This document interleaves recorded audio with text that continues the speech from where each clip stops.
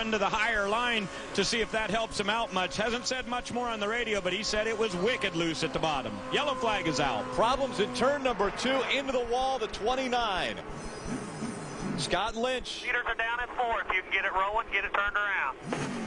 See the damage to the back of that Rockstar energy drink Dodge for Scott Lynch. Scott has plans on running the full season this year. Plenty of time, get her on around. Make sure you ain't got any flats. Yeah, a lot of damage to the left rear corner of that truck. And you can see he does have a flat. That left front tire fill is flat, and if he gets going too fast, the rubber will come away from that tire and blow that fender off. So he's really got to take his time here and be patient. Scott's going to come into view there. He was already sideways, backs up into the outside wall. Looks like Andy Lally, that yellow and black truck, did a nice job avoiding Scott Lynch. Here's another view again. Look, he might have had some help by that truck right there going by. Looks like Brian Scott. He was very close to the back of Scott Lynch. Don't know if there was any contact or not. First caution comes out on lap number 11 here at Daytona International Speedway. A year ago, we would know at this point to the left as good as he could, because he knew when he got to bouncing through those bumps, it was going to go out to the right, and there wasn't room for him to go out there. He forced it down to the left, and the thing about spun out with him. Oh, there's the problem right there. Kyle Busch, Mike Skinner get into it. The big one happens behind him. So Rick Crawford just could do. That's P.J. Jones right there, the 63 truck. That was on fire. I can't believe how crazy they were. Wow, that's flames blowing. That's P.J. Jones over right there. the top of P.J. Jones's truck.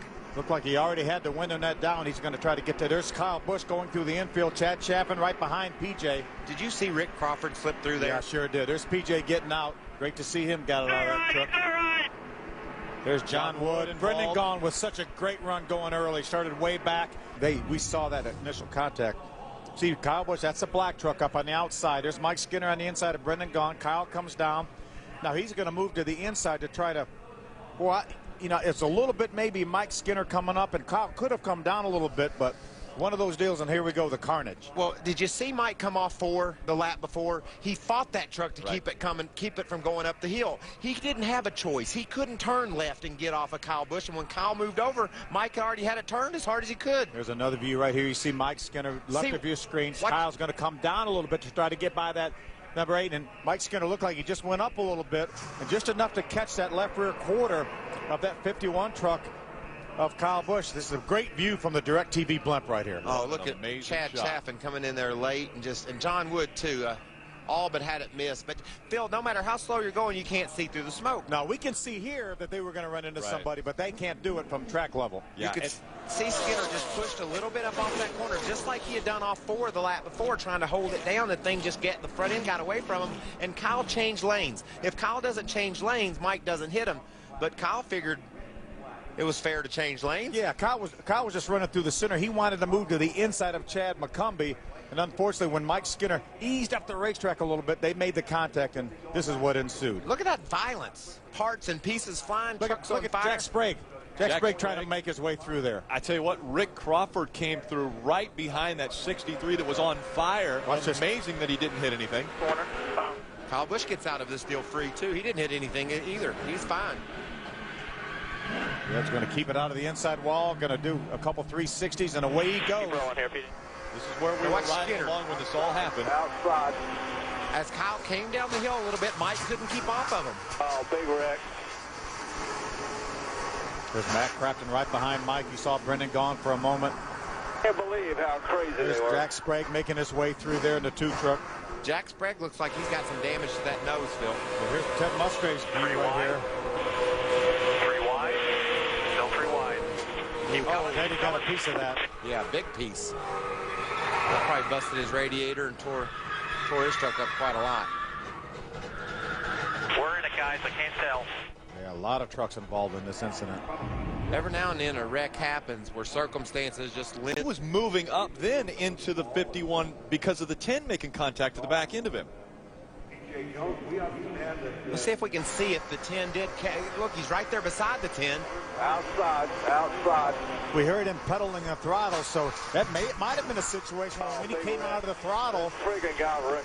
And then Brendan was right there behind him, and he may have had no choice, but maybe have bumped him. Take a look at what Ted Musgrave saw in that number 59 truck. We'll ride along with him. I think You know, it looked like there was contact, Rick. I think you're right on it. Yeah, that's exactly right, Rick. The 10 hit Mike and turned him into the 51. Check this out. Let's look at it from above. Yeah, watch the 10 now. Watch the very front of that 10 truck. He hangs. He came down a little bit and touched Mike, and then try to catch that truck. He had to chase it up the hill a little bit. When he did, that's when he made contact with Kyle Busch in the 51. Mike Skinner did nothing wrong there. He was battling his truck like we saw the lap before, but he didn't run into anyone. He just got turned left, turned right. You saw the 14 and the 15 go through there unscathed, but what an amazing accident this was for P.J. Jones. He can't see anything but flames right now as he's trying to get that truck stopped. Here are the trucks that are involved. That wreck is out of everybody's mind right now. They're already 3 wide again. Yeah, they're racing. They're racing. And early on, too. The 71 of Mike Bliss goes up the racetrack. He was hit. And now Colin Brown in the 6 is involved in this one. There was contact with the 09 of Joey Clanton, and I think maybe the 71 of Mike Bliss that may have precipitated this. A lot of damage there to Colin Brown's truck. Tough break. Slow it down for that young driver. Man.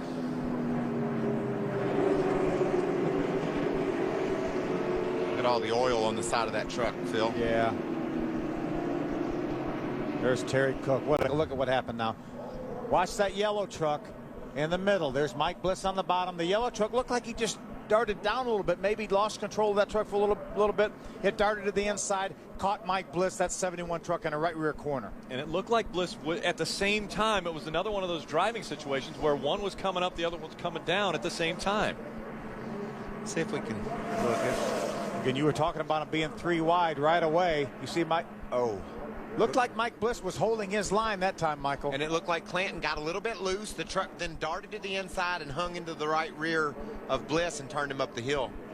Rick Crawford did another nice job avoiding that. Looked like something came off one of those trucks, though, and hit his truck on the right side. Johnny Benson also a great save in that number 23, the red truck, just behind the 9 here. Ooh, look at the 9 of Justin Marks get through there, and JB locking the brakes up to keep him running in the back of Colin Brown. There the 14 and the 33 also making their way down on the inside of the racetrack, and here very close call. There's going to be a good close-up view of it. You see Mike Bliss on the bottom now. He's going to come off the yellow line a little bit, but watch that 09 truck. Look, watch and see if that truck doesn't kind of dart left. Right there. It sure did, Phil. He just got loose, Phil, and it went down the inside. And you know what I talked about before the race started, Rick? Let's see what Clanton sees. 3 wide still. Oh, he just... Still 3 wide. You know, I talked about before the race. How These bad guys... is it, buddy? 71 lost it, put us up in the wall. Well... That's his perspective. Yeah, probably not exactly what happened, but but remember before the race, the guys were all confident about how their trucks drove. Right. All through practice yesterday. I got a great driving truck, and when you feel that... Woo, problems with the 20 we're hearing. It's bringing out a caution. Sure enough, Scott Lagasse Jr. issues with that number 20. Looks like maybe a right front tire could have gone down. We don't know if he ran over something or got into the wall and that cut the tire. I don't have budgetary control, but I can drive it around to you. Oh, man. Take another look. This is from the DirecTV blimp. Up into the wall. You saw the number 20. Yeah, it took a hard ride. So something, he either ran over something, cut that tire down, or something else broke. There he goes right there. Tough break for Scott Lagasse Jr. He was riding around in great shape. That Nicholson group. Ford had a good shot at a good, strong top 10 finish. Watch him. All the way down at the bottom of the racetrack. Tire goes down into the outside wall. And that's quite a climb. Again, 31-degree banking. Well, we know how important tires are here at Daytona. Kyle Busch and that team, I believe Richie Waters and those guys. Oh, what's going on with Darnell? Problem with Darnell. He slows down, catches the 9 of Justin Marks. He'll slide right in front of Johnny Benson. Benson's through there unscathed, but the problem happens as they turn onto pit road. Something was wrong with Eric Darnell. I think he was going to try to make his way to pit road. Slowed down. Justin Marks had nowhere to go, ran into the back of him. We saw the same thing happen here last year in the truck race with guys trying to get on pit road. It's tough. Double A. 4 tires. Hold off on the gas. See if he's waving. I don't see him waving right there. He tried to stay as low as he could. He was right next to the yellow line, but unfortunately for Justin Marks, they made some contact. And Eric caught Justin up against the outside wall. I believe our third place truck, as we watch these guys try to get to pit road. And Justin's doing a heck of a job. He's got his truck tore all to pieces, but he's still hammering along. I believe Richie Waters put 4 tires on that 51 truck. Just caught the back of that. Look at Johnny Benson go through the middle. We know the leader's got 2 tires, and you know how important 4 tires are here at Daytona. Kyle's truck wasn't handling that well. I noticed their stop took noticeably longer than the other guys. This could really play into their hands. If they did indeed get 4 tires on the 51 truck, it could be a huge advantage. In front of Kyle Busch. When and where will they make the move? Todd's keeping that truck right down on the yellow line. He said, if they're going to pass me, they're going to have to do it on the high side.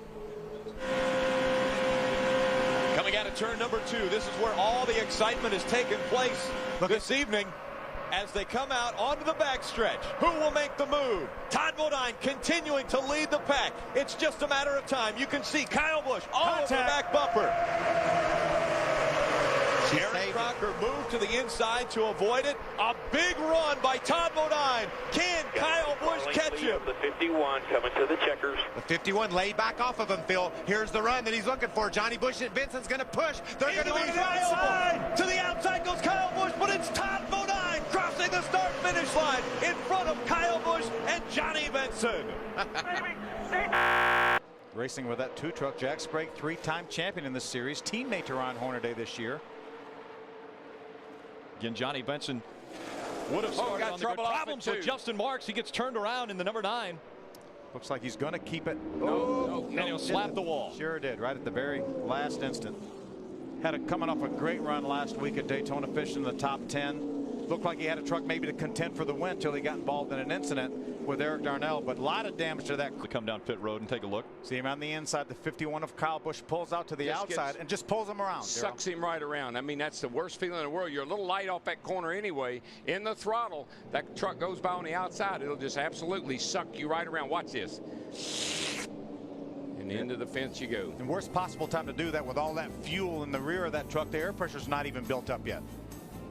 One of the things we see unique to the truck series, but Kyle loses the wind on the truck on the inside. And so around goes Justin Marks. Hornaday out in front of the field.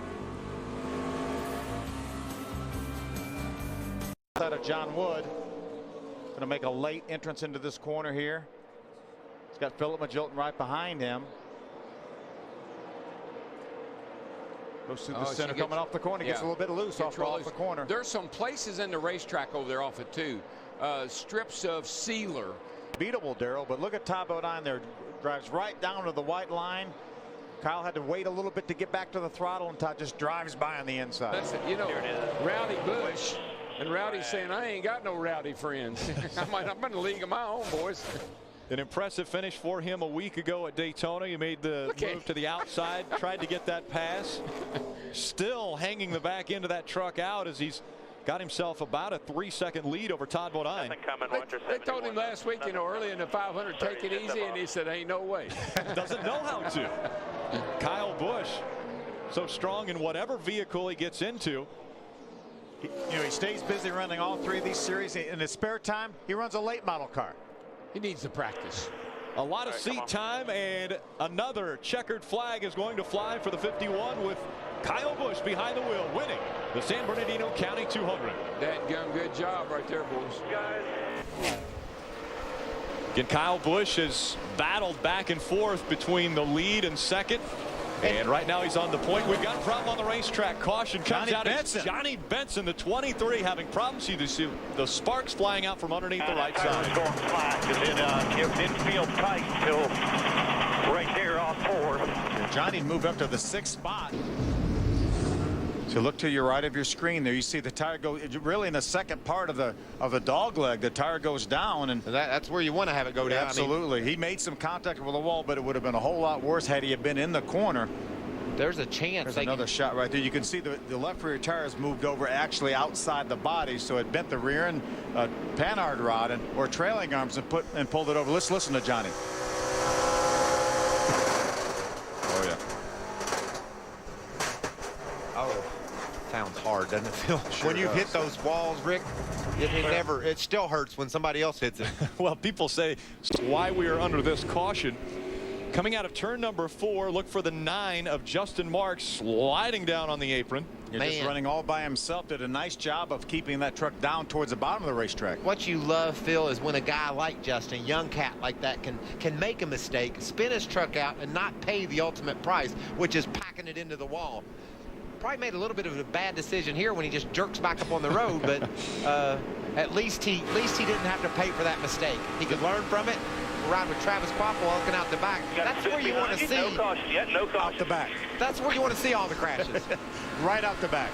Caution is out. Caution's out. Now I'm interested to see if this cat. Chad McCumbee, a truck that qualified on the front row. Now this is a little bit of a scary incident for him.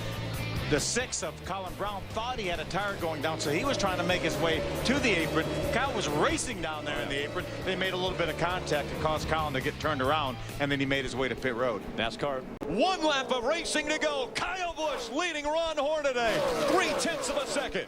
Mike Skinner has jumped up into the 3rd position, his highest position of the race. Kyle Busch looking to make it back-to-back wins in the 2008 season. Look at him run the low side of the track. He's just trying to break that draft off of Hornaday so he has nothing to pull up to, and he doesn't have anything to pull up to. Kyle Busch will bring this thing home off 4. This will be the 3rd win at Atlanta Motor Speedway in the trucks for Kyle Busch. Kyle Busch wins the American Commercial Lines 200. Look at the 2 and 3 wide battles back behind them, all for positioning. Magilton that was struggling through turn 4 and got turned around will ride along with Travis Quapple as Magilton's on his outside here. I imagine we're going to make a little contact. There it goes right there in the center of the corner. Travis got down to the inside. Behind you. Caution is out. Had position. Little 3 wide action for our leader, Denny Hamlin. You see him right there. That's Jason. Dennis Setzer starting this race in 10th. He's won this race starting all the way back in the 33rd position. That's the furthest back as we've got another spin. This one in turn 4, and the caution comes out once again. Now, is there any question after 63 laps? I still think it's too early with a small fuel cell. To be safe. I mean, now you gamble. Now you got to wonder if you're going to get enough caution to make or not if you come now. See Scott Speed on the inside of that 85 truck. And that's what he bounced off the curb. We see it so many times. But that's what happens. That 85 left that bottom open just enough that you say, is he going to let me in, or am I going to, whoops? Yeah. There's another view right here. You're going to see Scott Speed. He didn't feel like he had quite enough room. He was trying to give the 85 more room, but when you bounce off that curb, it's going to shoot you to the outside anyway. And so a new Toyota to this series as far as with Billy Ballou. They were running 2 different manufacturers and now have, I guess, consolidated to one manufacturer. We got problems with Andy Lally. Big lick. That's also Travis Quapple and the Zaxby's Ford right there. No contact. Travis spins around. Saying no contact. Keep digging there, bud. Travis got going. It's deceiving. You're doing 125 mile an hour down these straightaways, and you know it when you back one in the fence. There's Andy on the outside of the 59 of Ted Musgrave. There's a little contact right there. Backs into the wall. And so that brings out our 4th caution of the day. Looked as though Andy Lally was trying to come down the racetrack. Ted Musgrave was already there. Yep. A lot of trucks on pit road right now, led by that 33 of Ron Hornaday. His teammate Sprague also coming down pit road.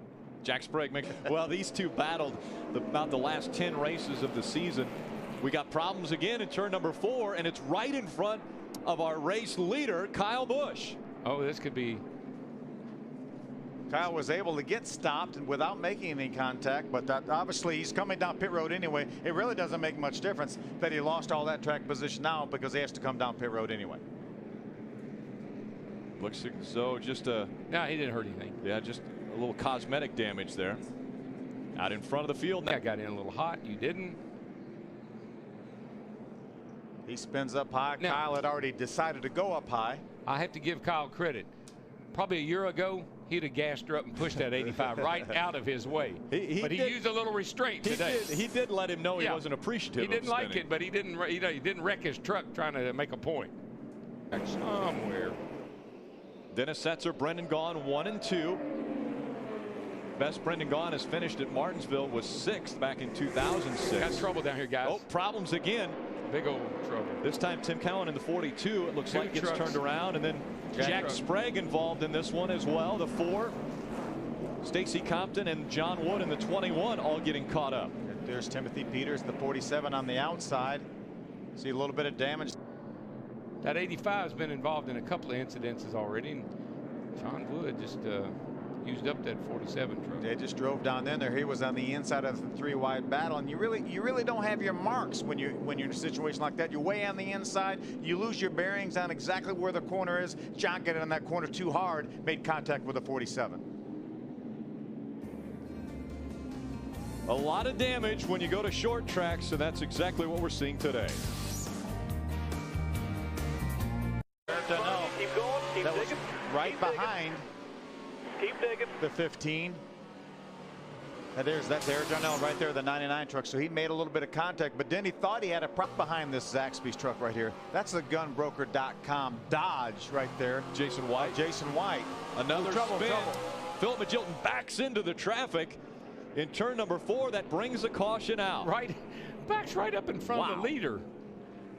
How many times has that 22 spun out? He's on the inside of that 85 truck who was on the outside of the 03 at Chrissy Wallace. And make a little contact. Creates a smoke screen. Now he's safely up on the racetrack, and then all of a sudden backs back down in front of area. Dennis Sesser is the man. Chris Devoto. He is definitely the man at the short tracks. DW said it best, and caution, I believe, is out. Yeah, Krista, in turn number 4, we've got Chad Chaff and Todd Bodine turned around. And so that brings out our 9th caution of the day. That's going to help Brendan Gaughan. Here, I do believe. Looked like the 2 of Jack Sprague got in the back of Todd. Todd trying to regain control. Unfortunately not able to do so. Then Chad Cheffin came along. He got a little bump from the back from Chad McCumbee. Slid into Todd, little incidental contact. Yeah, well, that's kind of a chain reaction thing. You know, somebody slows down, somebody doesn't, and make contact. We see a lot of damage on the 30, and then the truck that's out in front. 2.9. DW, that's only 4/100ths of a second slower than his fastest lap of the race. Yeah. And that was on lap number 155. Trouble. Problem in the turn 3 wall. That 16 of Brian Scott gets shortened up on the bed once again, and now it's the 10th caution of the day. You know that old saying we always use, cautions breed cautions. You know where it came from? He's struggling to getting in gear, I think. Get that one turned. That's a new approach right there. You block the track. That way you can't go a lap down. And it didn't work. Looked like he was a little bit sideways. There may have been some contact with the 6 of Colin Brown down the back straightaway. See, Colin pulls up to the inside. He actually got Brian a little bit sideways before they even got to the corner. Brian had absolutely nothing he could do. Rides it up to the outside wall. You just go down there, and if the guy in front of you happens to let off just a teeny bit before you do, you're right into him. We're getting down to it now. We only have 65 laps to go. I think you know, we've seen a lot of patience as Digger is going to get a look at this and watch that truck go right over top of him sideways. How does that lug nut keep? He's coming from a spin out early in the race, you know, so he's done a great job of fighting his way back into this race. And struggled so much in practice. Got one around turn 4 here, guys. The 6 of Brown. Colin Brown gets turned around. No caution as of yet. He's not in the groove. If he gets going again, he'll jump back in. Now they bring the caution out. Come on, that's all we needed. Come on. 11 cautions here at. Got down in turn number 3. That's Jason White, the 08 on the inside. Looks like the 33 of Ron Horner. It makes a little bit of contact, but it doesn't take much to get you turned around here. And that's the thing about this racetrack. That's why we have so many cautions. Just a little nudge, and it puts him up here. He's a little loose getting in. You can see that. Ron gives him a little nudge, and the round she goes. Every one of these caution laps will help that number 10 truck of Brendan Gaughan. He needs some more caution spot with Skinner and Bush.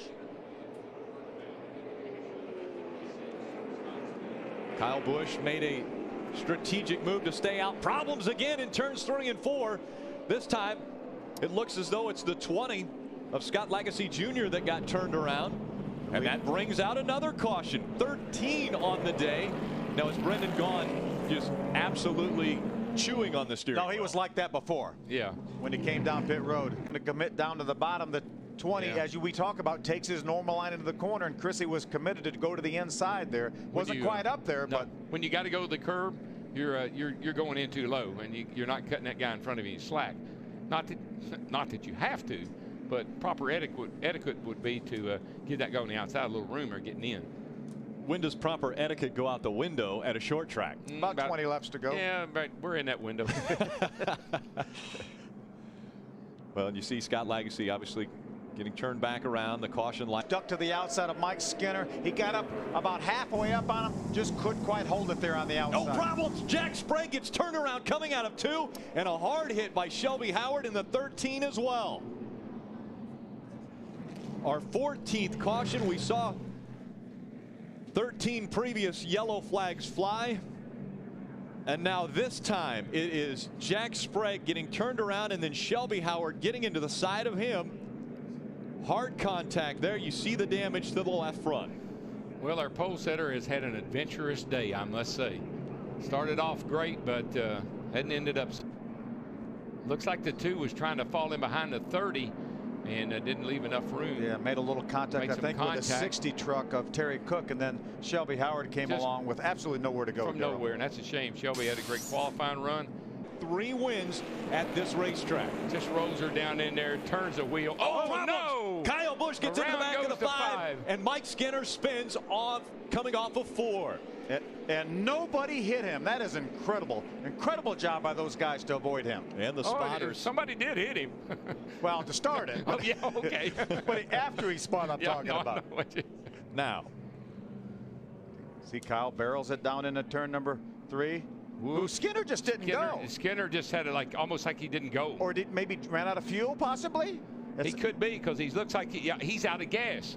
He's out. Flag back in the air. We're back underway at Martinsville Speedway. 2 laps of racing to go. Great restart for Dennis Setzer. It really was.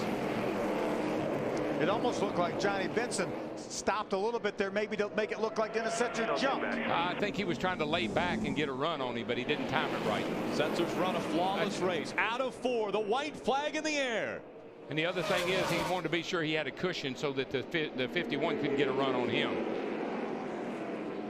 If Dennis Setzer can keep enough fuel in this thing, he will win for the 3rd time at Martinsville. Here comes Kyle Busch. He's sticking the nose down. Around goes the 23. Around goes the 51. And coming out of 4, Dennis Setzer will win at Martinsville. Oh, no. The field going by the 51 and the 23. Now Kyle Busch gets it straightened back out as they celebrate.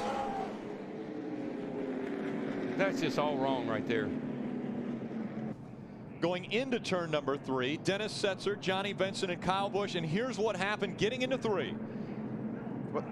This is one of those times when Kyle has got to learn. Some days you just take what the thing's going to give you.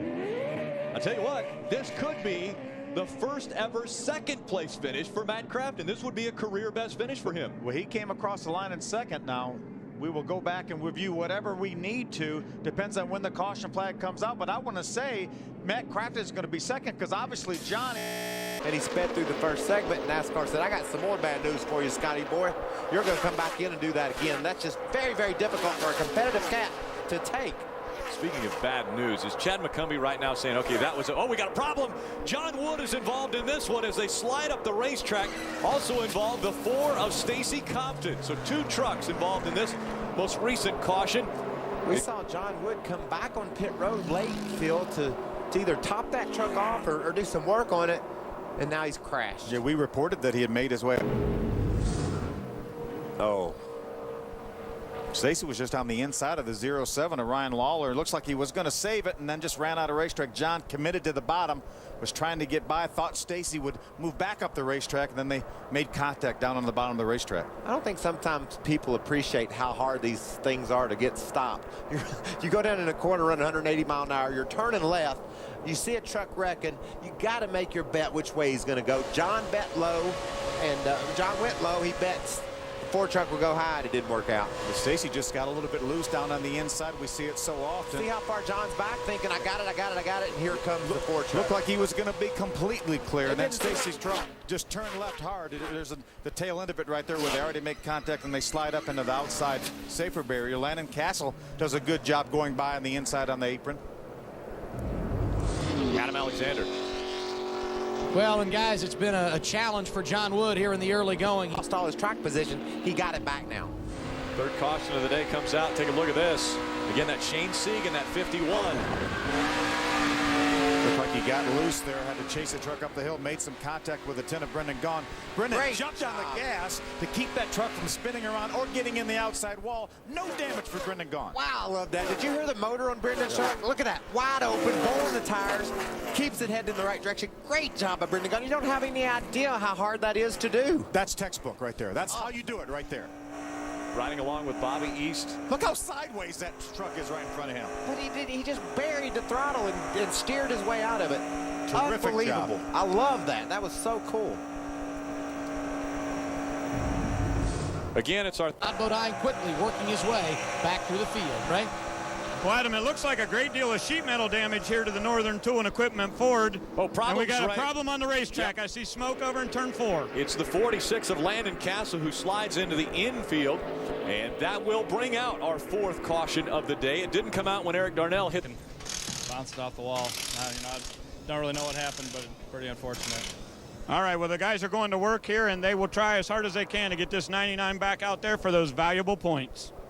Eric will feel a little bit better if he knows that Rick Crawford was out of control. Off that left rear of Eric Darnell. Take a look at this. This is why we're under our 4th caution of the day. It was Landon Castle spinning coming out of 4. You see Scott Lagacy going by. That 20 truck on the apron avoids Landon Castle. That's some plush grass. I'm going to tell you that. Ted got a little bit loose, but then stayed in the throttle and pulled back out around the 30 of Todd Bodine. No problems again. Mark Mitchell in the 15 gets into the wall. There was contact before that, though. There's going to be some damage on another truck.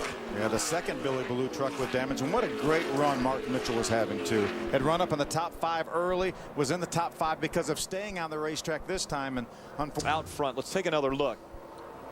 See, that's Mark right there on the outside. Actually, the 11 of David Starr's going in the outside, making it 4 wide for a moment. Terry Cook moves up the racetrack. It looked like Mark just ran into the left rear corner of the 11 of David Starr, and that turned him sideways, and he had to catch it up against the wall. He was probably hearing an earful from his spotter inside, outside, and when he got to the corner, he was a little bit maybe unsure of how much room he had on the inside, didn't turn his truck left soon enough, and got into the quarter panel of the other truck. And a bad situation here for the 18. Take a look. He ends up hitting Mark Mitchell pretty solid with the right front of his truck, so there might be some damage to the right front of that 18 that they're going to have to do some serious work to. Yeah, the front ends of those trucks are so critical. Here's Brendan Gaughan's onboard camera. You're going to watch it right here. Wow. Just got by before Mark Mitchell slid up into the outside wall. Good job by Brendan. I hope he wins the race. Anybody goes through what all he's gone through, he needs to win the race. Well, bad news for Mark Mitchell, but good news for his teammate, Shane Sieg. He gets the free pass. This is interesting. Menard Chevrolet. That's a good decision, though, to get that thing to fit pit road, Phil. Adam, what are they saying? Well, originally they wanted to stay out, but Matt came on the radio, and a big benefit for them. Now the caution has come out. He's already on pit road getting service, guys. Yeah, Adam, we took a peek there at the 20. Scott Legacy Jr., he gets turned around and backs it into the wall. Look at all the damage to the back of that truck. Gets it going again. That's out of turn 2. If we can figure out what happened. Nah, too late. 20 trucks. Looked like he was by himself, though. It didn't look like there was maybe any contact from any other trucks. There was a gap.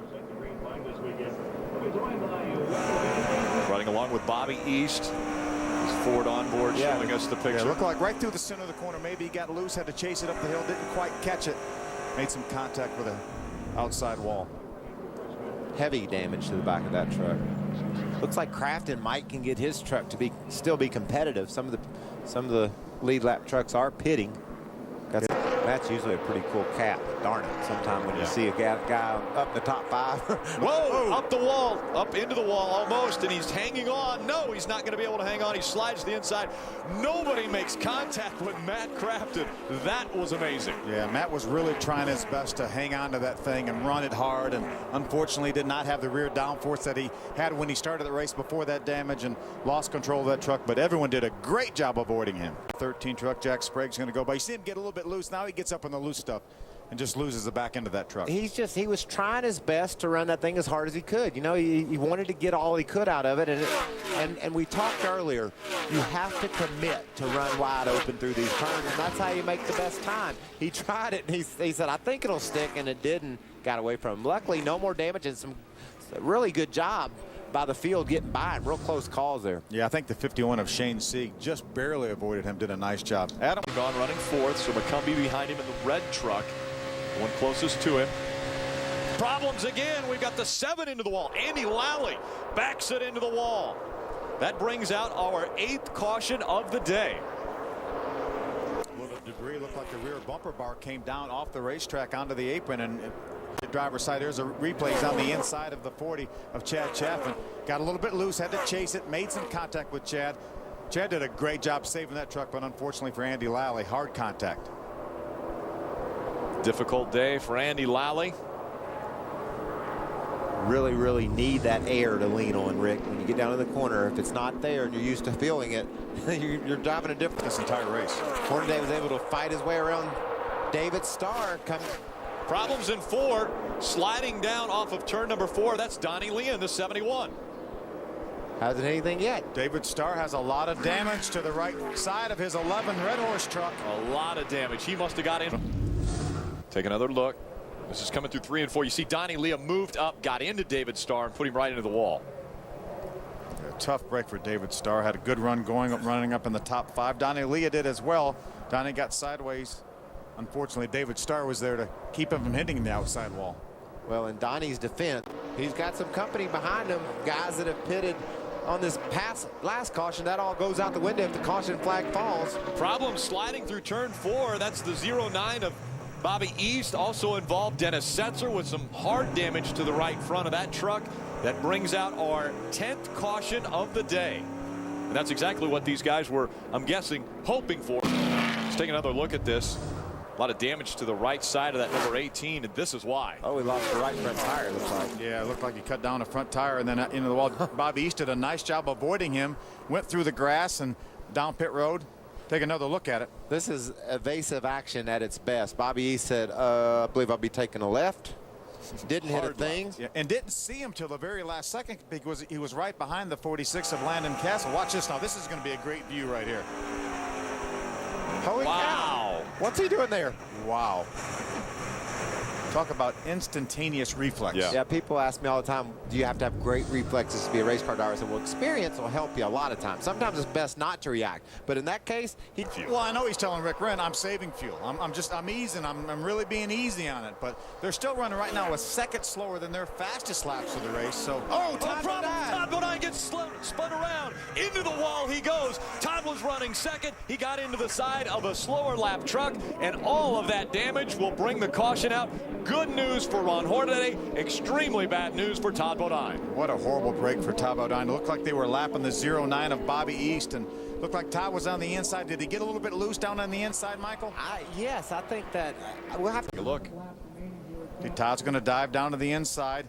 He got loose on his own. Looked like he got loose before he even got into the corner. It looked like he clipped the left rear of the 09 truck, which sent his truck sideways before they ever got to the corner. Look at Bobby East. He's plumb up out of the groove. He did nothing wrong. Todd just looks like maybe made a bit of a mistake entering turn 3 on the inside of that lap truck. Yeah, I don't think we can put the blame on Bobby East right here. I tell you what happened. You heard Bobby East back out of the truck, back out of the gas really early. I think the closing rate, Todd misjudged a little bit that Bobby was going to back off the gas. He felt like Bobby would be on down in the corner and he'd have room to get under him. So I think Bobby letting out of the gas to make sure he stays. 60. Smoke rolling out of that truck. Now Mike Skinner right behind him. He's got to be a little bit nervous. It could be an oil line, Phil. It looks a whole lot like an oil line late going here. You don't want to get on the outside. Oh, we got a spin behind him. Brian Scott. Caution's out. Could be fuel or fluid on the racetrack. Brian Scott gets turned around. That brings the caution out once again. This is a record 12th caution today. Brian Scott able to come down pit road, did not lose a lap. If this 60 truck's putting down fluid, this could lead us to a green-white checker. Take a while to clean it up. There's Brian Scott right there, right in front of Ted Musgrave. He's on the inside, just gets a little bit loose, trying to make a pass there. Ted sees it all the way. You know when I talked earlier about a young kid learning and spinning out and not having to pay the price like Andy Lally did? The same thing happened to Brian Scott that happened to Andy Lally. Andy Lally crashed his truck, though, and Brian Scott drove off without, you know, he put a... Ron Hornaday about to get the green flag. He's great at restarts. Does he have enough fuel to make it all the way? Green flag in the air at Kansas. Fans are on their feet, expecting a shootout. 2 laps of racing to go. Jack Sprague all over the back bumper of Ron Hornaday. Look at Mike Skinner go to the high side. Trying to do something with Johnny Benson, his teammate. It allows Chad McCumbee to move to the inside. Skinner trying to make the move on Chad McCumbee. Goes to the high side. Does he clear him? He does as they come out of 4. So that's another position. Skinner's been able to get to the top 5. He's up in the top 4 now. White flag, 1 lap of racing to go. Inside 1.5 miles. Ron Hornaday, can he hold on? And does he have enough fuel to get to the end? Not trying to give anything to Jack Sprague as far as a little bit of a draft. Sprague looks to the outside. Will he slingshot off of turn number 4? Coming out of 4. Ron Hornaday looks as though he's going to have enough fuel, and he will win at Kansas. What an outstanding effort by Rick Wren and Ron Hornaday, that entire Kevin Harvick Incorporated team. The Team ASE Toyota. There's Ted right there, the Team ASE Toyota. Problems going through the quad oval. One truck gets turned around, another one straightens out before he gets into 1. That will bring out our first caution. That's the 71 of Donnie Leah going around. There's Brian Scott, the 16, the Albertson Chevrolet. That's what you got to understand about this place, Phil. You can wreck on the straightaway. Those guys were just coming underneath the start-finish line right now. Coming out of 4, that doesn't work normally going through this quad oval. If John Wood had some sort of a problem, then he caught the quarter panel of Brian Scott, and Brian in turn made some contact with Donnie Leah. Pretty innocent looking, but it turned out to be a mess. Yeah, and for some reason it didn't look like, I mean, there was just a little contact there, but then we saw so much oil, it seemed like, on the front end of this 16. I think it busted it when it hit the grass. The grass. It dug down into the grass and broke his oil cooler somehow. There's also some access, the paved access roads there. It may have been the transition there. There you see the contact between Brian Scott and Donnie Leah. Right there looks like it may have when it, you can see all the debris flying right there. Wow. They didn't really make that hard a contact with each other. All that damage, you know, that splitter just dug into the grass and maybe the asphalt there. Look at the oil everywhere. No splitter on that. I'm thinking these two. I'm thinking Hornaday and Busch think right now they're racing. He gets loose. He gets into the side of the 51. They get into the wall. Hornaday spinning in front of the field. They're all scattering behind him. Caution comes out. The 33 and 51 made contact. The 33 got loose down underneath the 51. Got sideways, knocked the 51 into the wall. Ron didn't hit anything. Right side pretty hard. Watch Hornaday slip down on the bottom. And like I was saying when this was live, these two are thinking this is the battle for the win. They've got to beat one another through the traffic to get an advantage. Ron's on the inside, gets loose, runs into Kyle. Yeah, the 51 was pulling back around the 33, and it just pulled the back end of that 33 around. They made the contact. Scott Speed also spun down through the grass. Adam Alexander. And Kyle Busch comes in. He reminded the crew, make sure you pull out all the fenders that we have. But here's the incident. You see the 33 get loose. He has to chase that truck up the hill. He makes contact with Kyle Busch. Kyle gets into the outside wall pretty hard. Jack gets into the outside wall. Scott Speed spins down through the infield grass. I don't like the call of Hornaday staying out. You saw a whole lot of tire smoke. Yeah. His back tires were spinning, but his front ones were locked up. Looking back off the Toyota onboard of Todd Bodine. I think I got to come in and give me some tires on that. Yeah, right now Ron Hornaday's being shown in the 9th position. We only have about 16 trucks on the lead lap. He would not have lost that much to come to pit road, have a little bit of insurance right there and fresh tires. Take a look at the reaction of Rick Wren. Not happy. You think these guys aren't into what they're doing? Intense. Welcome back. North Carolina Education Lottery 200 presented on speed by Dodge. A lot of damage to Justin Marks. Yes. He's in a real bind there. Gets into the side of Andy Lally and turns around, and then behind this spin, watch him come joining. Looked like the 9 of Justin Marks may have run into the back of the 59 of Ted Musgrave. Shot right there. You see Dennis sliding along the racetrack. There's Kyle Busch going down to the inside, getting by. A couple trucks making a nice move, and then the 07 might have hit the 9, and the 9 might have hit the 59. It's kind of hard to tell. Yeah, chain reaction. You got to know these guys are almost off the turn, and the 9, the 07, and the 59, they're down in the center of the turn. They can't really see what's happening over there off the corner. It looked like the 07 ran in the back of the 9 and pushed him into the 59 of Ted Musgrave. A lot of damage to that 9 Crocs Toyota. Dennis just found him in a situation there that he couldn't get out of. Looked like Andy Lally, you know, didn't. It was a 3-wide situation, and typically your spotter will let you know that you're on the outside of 3-wide, and it looked like Andy may not have known that it was 3-wide and didn't quite give enough. He probably gave enough room, but not any extra room, and then Dennis unfortunately got a little bit loose and made a little contact with Andy, and that pushed his nose around to the left. Dennis drives away without any damage, though. Some other guys not quite so fortunate. 129 laps. There are only 5 to go when they cross the start-finish line. Hornaday to the inside of Bodine. Hornaday taking the contact position. They bump as they go across the start-finish line. It's still Crafton in front. Oh, here goes Hornaday. He slides across, and he will slide across the infield, and that will bring out the caution once again here at Lowe's Motor Speedway. Looked like Todd got into the back of him and just pushed him down. Well, Ron cut Todd off coming off turn 4, and Todd had the choice. He said, well, you know, I can either let you have that spot or I'm going to make you pay for it. I think he decided to make Ron Hornaday. The pass happened. You see Todd's all up underneath that 33 truck right there, the quad oval. Just gets and nudges him around a little bit, and you see as soon as Ron left the racetrack, that's when the splitter came off. There's some more damage to the left front corner. Well, if you're going straight and somebody's got your wheels off the ground, it's hard to make it. But you can see there, Ron just moved up in front of Todd. Todd didn't like it. Lifts the wheels off the ground. That spins Ron and sends him to the left and into the infield. You know, you hit somebody going down the back straightaway like that, you don't have a very good chance of saving it. But when you're turning through the tri-oval like Ron is right there, no chance of saving it. So you have to turn. This is not, you don't just run this thing straight. That is a definite turn right there. When Ron had to turn that steering wheel left with Todd up under the back of that truck, watch this right here. Ron has to turn that truck left right here to make that next bend, and when he did, around he went. Again, Ron coming up and showing his displeasure for what just took place with the 30 of Todd Bodine. Man, this could have been a huge points night for that. Oh, green flag in the air. We're racing at Lowe's. He got a good launch. He did. He held them slow, but he got a good launch. Did not spin the tires. And you can see the result of holding them slow. Some guys in the back got some huge runs. Mike Skinner down to the bottom of Terry Cook. McCumbee didn't get that great of a start, but was able to hold off. A good run here. Oh, here he comes. Clear by 1. Here comes Chad McCumbee in that 8. Here comes Brendan Gaughan. We know Brendan Gaughan will go the high side of the racetrack. Matt Crafton protecting the bottom of the racetrack. Out of 4. He's there.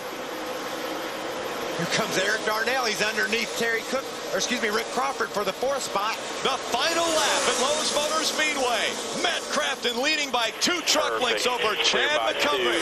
I like that corner by Crafton. He ran the middle of the track. Hopefully he'll do that again down in 4. I think he needs to run the middle. One final chance. Here comes Chad McCumbee. He looks down low. Now he peaks up high. Here comes Brendan Gaughan on the high side. Coming out of turn number 4. Can Matt Crafton hold on to win his first ever truck race? He will. Matt Crafton wins at Lowe's. What a great race. Nice job by Matt Crafton. I love the way he ran that last lap. Turns 1 and 2, he ran through the middle of the track, switched it up, dove right back to the bottom in 3 and 4, and made it work. Thank you. Remember this short racetrack too here, Rick. It won't be long till these leaders get back around to the end of the field. Oh, we got a problem. Todd Bodine gets turned around. No other contact is made. That's in turn number 2. He gets it refired and will rejoin the field. He will stay on the lead. Turn around here. You see he's on the outside of Matt Crafton. Matt gets loose. Got loose on the bottom. We see that so many times, especially here at Mansfield. A little bit flatter down there. Made just a slight bit of contact. Great driving to avoid that truck that got sideways just in front of the oncoming vehicles. Let's take a ride with Todd Bodine and see what he felt in that Lumber Liquidators Toyota. See Matt on the bottom of the racetrack coming off turn 4. They get down to turn 1. Watch, Matt's going to get loose. He's going to have to chase that truck up the hill. You can see his hands cutting back to the right to chase that truck. He made slight bit of contact, turned Todd around. Riding along on our other onboard, just behind Todd Bodine. See the contact. It doesn't take much. You're on the ragged edge anyway, and Todd is on pit road. Might as well take advantage. He was at the very back of the pack. Might as well take advantage. And the report from Johnny Benson, the leader, is a little bit loose, and we have trouble on the racetrack. A spin, it looks like Scott Lagasse Jr. in the wall. Yep, Scott Lagasse got turned around. It was Todd Bodine that he was racing with at the time. And so as he spins around, the caution goes out, and Todd Bodine can take a deep breath. Yeah. Lagasse, the 20 truck, brought this caution out. Let's see. You see him on the inside of the third. Ooh, he locked up that left front tire and tried to stay off of Todd is what happened. Unfortunately for Scott and that Nicholson group, Ford made some contact with the outside wall. There's another view right there. Watch him lock that left front up there. And when he did, his truck wouldn't turn anymore, and that actually put him out a little bit closer to Todd Bodine. Tough break for Scott Lagasse. So Scott Lagasse gets turned around on his own doing, trying to the lead. Here comes Skinner side by side for the lead. Hey, and we've got over 200 laps to go in this race. Unbelievable. Skinner trying to take it away from Ron Hornaday. These trucks have not been on pit road. And around goes Hornaday. Hornaday turning around in front of the field. He had a little help from the 5 of Skinner. That brings the caution out once again. And then the 6 of Colin Brown also spins here coming off turn number 4.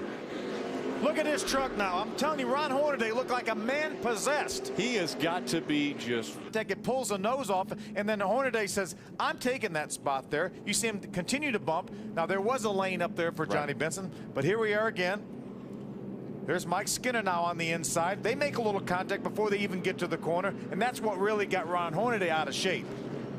Skinner continued to chase his truck up the racetrack, and then while they were doing that, Johnny Benson went by on the bottom. So that's where Johnny Benson said, hey, I'm leading this race. Yeah, there's another right after the contact right there that Mike Skinner and Ron Hornaday made some contact before they got down to turn number 3. You see Colin Brown got caught up a little bit, ran in. That's probably where the damage, some of the damage to Ron Hornaday's truck came. There's another view right there. See Ron make some contact with the outside wall. Then Colin Brown tried to get by in this right front corner of Ron Hornaday's truck, caught that left rear corner of Colin Brown. Look at all that damage. Right. This incident really happened a lap before. This is going in turn 3. You see Scott Speed jump to the inside of Brendan Gaughan in the 10 truck. They make a little contact a couple different times. They touch again. Now they get down to turn 1 and 2. Scott's going to get by Brendan. Brendan's going to back off there, let Scott go by, and watch what happens when they get down to turn number 3. See, Scott's got to slow down a little bit for the 21 of Kevin Wood, and Brendan makes some contact, but then Brian Scott's there, and he turns Brendan around, and then Rick Crawford's involved, and Johnny Benson's involved. Rick Crawford decided, I'm just going to drive right by him. Adam. And Shelby Howard came in. The leader made his only pit stop of the day. Take it away from Dennis. Contact! No. David Starr gets into the 18. The 18 turns around. And so another caution will come out. And it's another race for the lead early in this race. Now, are we going to see a black flag for rough driving for that 11 of David Starr? He just cannot keep that car down on the bottom. There was no malicious intent whatsoever with that incident, but nonetheless, you have to be able to control your car or truck. David was not able to stay down because that track's a little bit flatter down there. And unfortunately, he made contact with the 18 of Dennis Setzer and puts Dennis in the wall. If there was somebody right in front of him, you see him right on the rear bumper of that 46 truck so he can get underneath him. Here comes Matt Crafton moving up past Landon Castle. Castle, a little contact there as he tried to hold on to the spot, and now they move up. More contact between them. Look at the damage to the 2 of Jack Sprague. Sheet metal starting to get torn up, and that's Jack Sprague. It comes off the right front tire, gets turned or torn off, and the 14 of Rick Crawford spins. You see Rick right behind the 11 of David Starr. NASCAR will have to determine whether Rick should have been able to get back in front of him. That would have put him on the open pit road. Here's another view. There's the 88 of Matt Crafton, the 46 of Landon Castle. runs in the back of him, then drives up beside him. They make some more contact, and then Jack comes along and catches the left rear corner of Landon Castle's truck and cuts down his right front tire. Take another look. Look at Landon Castle trying to hang on to it. Matt Crafton stopping him from going into the wall. Just a chain reaction for Rick Crawford. Rick was right in that mix right there, and he got turned around. Somebody ran in the back of him. As you can see, Jack Sprague come to pit road to replace that right front tire. We knew it was scrunched right down on top of that right front tire. Yeah, more than likely there is. Caution flags out. Tim Cowan is over in the middle of 3 and 4 right there. You see Tim Cowan in that 42 stopped, facing the wrong direction right now. That brings out our 7th caution of the day. This one coming out on lap 1. Eric Darnell. I would say beating on the quarter panel. I don't know about the door. He hadn't quite got that far up. But it's heating up, and there it goes. Eric Darnell turns him around. Brendan Gaughan circles his way through 1 and 2. The field stops behind him. And again, getting caught up is Scott Speed in that 22. Now we're seeing Eric Darnell and Andy Lally try to get their trucks going once again. 8th caution of the day from Miller. They won the Engine Builder of the Year this past week, but there you see the 99 on the bottom of the racetrack. Just like with David Starr and Dennis Setzer, you cannot hold the truck down there. That low. It's too flat down there, and he makes contact with the left rear of Brendan Gaughan. There's another view right there. You just physically can't do it. You have to be so slow through there that everybody would drive by you on the outside, but that doesn't keep people from trying to do it. Right. Now, Andy Lally had to lock the tires up to stay out of the back of this 99. So are we going to see Andy Lally back on pit road just to make sure he doesn't have flat spotted tires? Yeah, Butch Hilton, his crew chief, will ask Andy if he felt like he slid the tires, and if Andy says no, then he'll probably leave him on the racetrack. But he lost all his track position because of having. Terry Cook's on board, showing us a little excitement just in front of him, and problems back behind. Jack Smith and the 20 of Scott Lagasse Jr. get tangled up and turned around. So caution number 9 comes out, slowing the pace down once again. And this is very similar. Get up into the 20 of Scott Lagasse. Scott actually looked like his left rear tire had gone down. Maybe Eric Darnell, when they made slight bit of contact, he may have knocked the valve stem out of that tire. A lot of damage to the 20 of Scott Lagasse Jr. Also caught up in that was the 10 of Brendan Gaughan. So quite a few trucks involved in this one.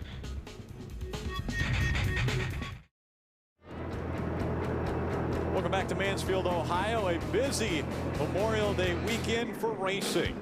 Again today, immediately following our races, nationwide. Alan Brown gets turned around in 4, and so that brings out our 11th caution of the day. And each one of these caution laps gives David Starr, Todd Bodine, Mike Skinner a little bit more cushion, and it makes. And Todd Bodine on the same fuel schedule. Here's a 08 of Jason White racing the 14. Oh, trouble. Kevin Wood in the 21 gets turned around. That's the 51 of Shane Sieg, also involved. 13th caution at Mansfield. See if Kevin can get that air. Let's take another look at what happened. You see Kevin on the outside, and the 51 of Shane Sieg actually got in the back of Kevin, and that's what caused this incident. Then they make a little more slight contact after Kevin slid up into the outside wall. Both these trucks on the lead lap, and we're racing for position. Right.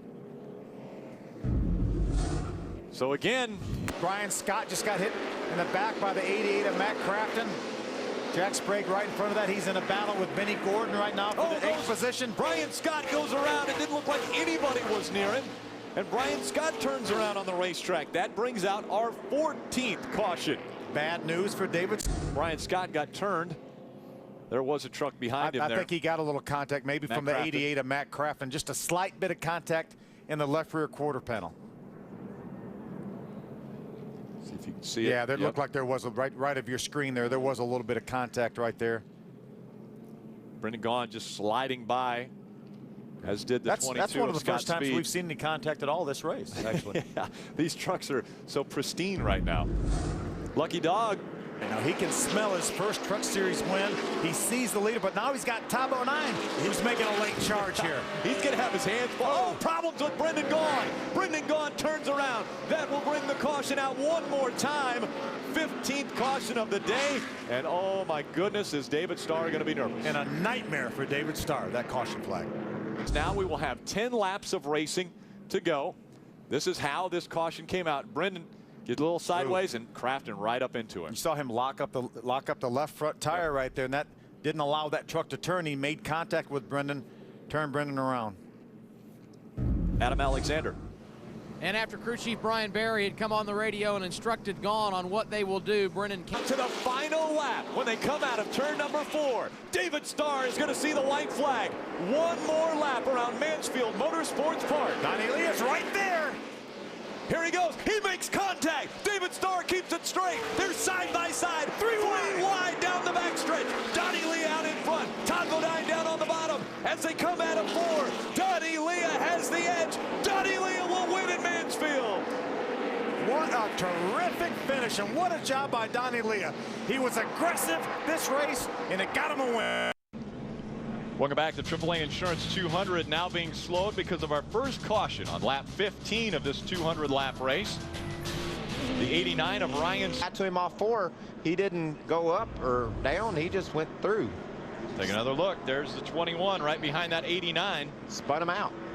The 89, we commented during qualifying today, Phil, that's a nice-looking truck. AAA Insurance might need to take a look at it now. A lot of damage right now, but I'll tell you, you can see the banking on the straightaways here.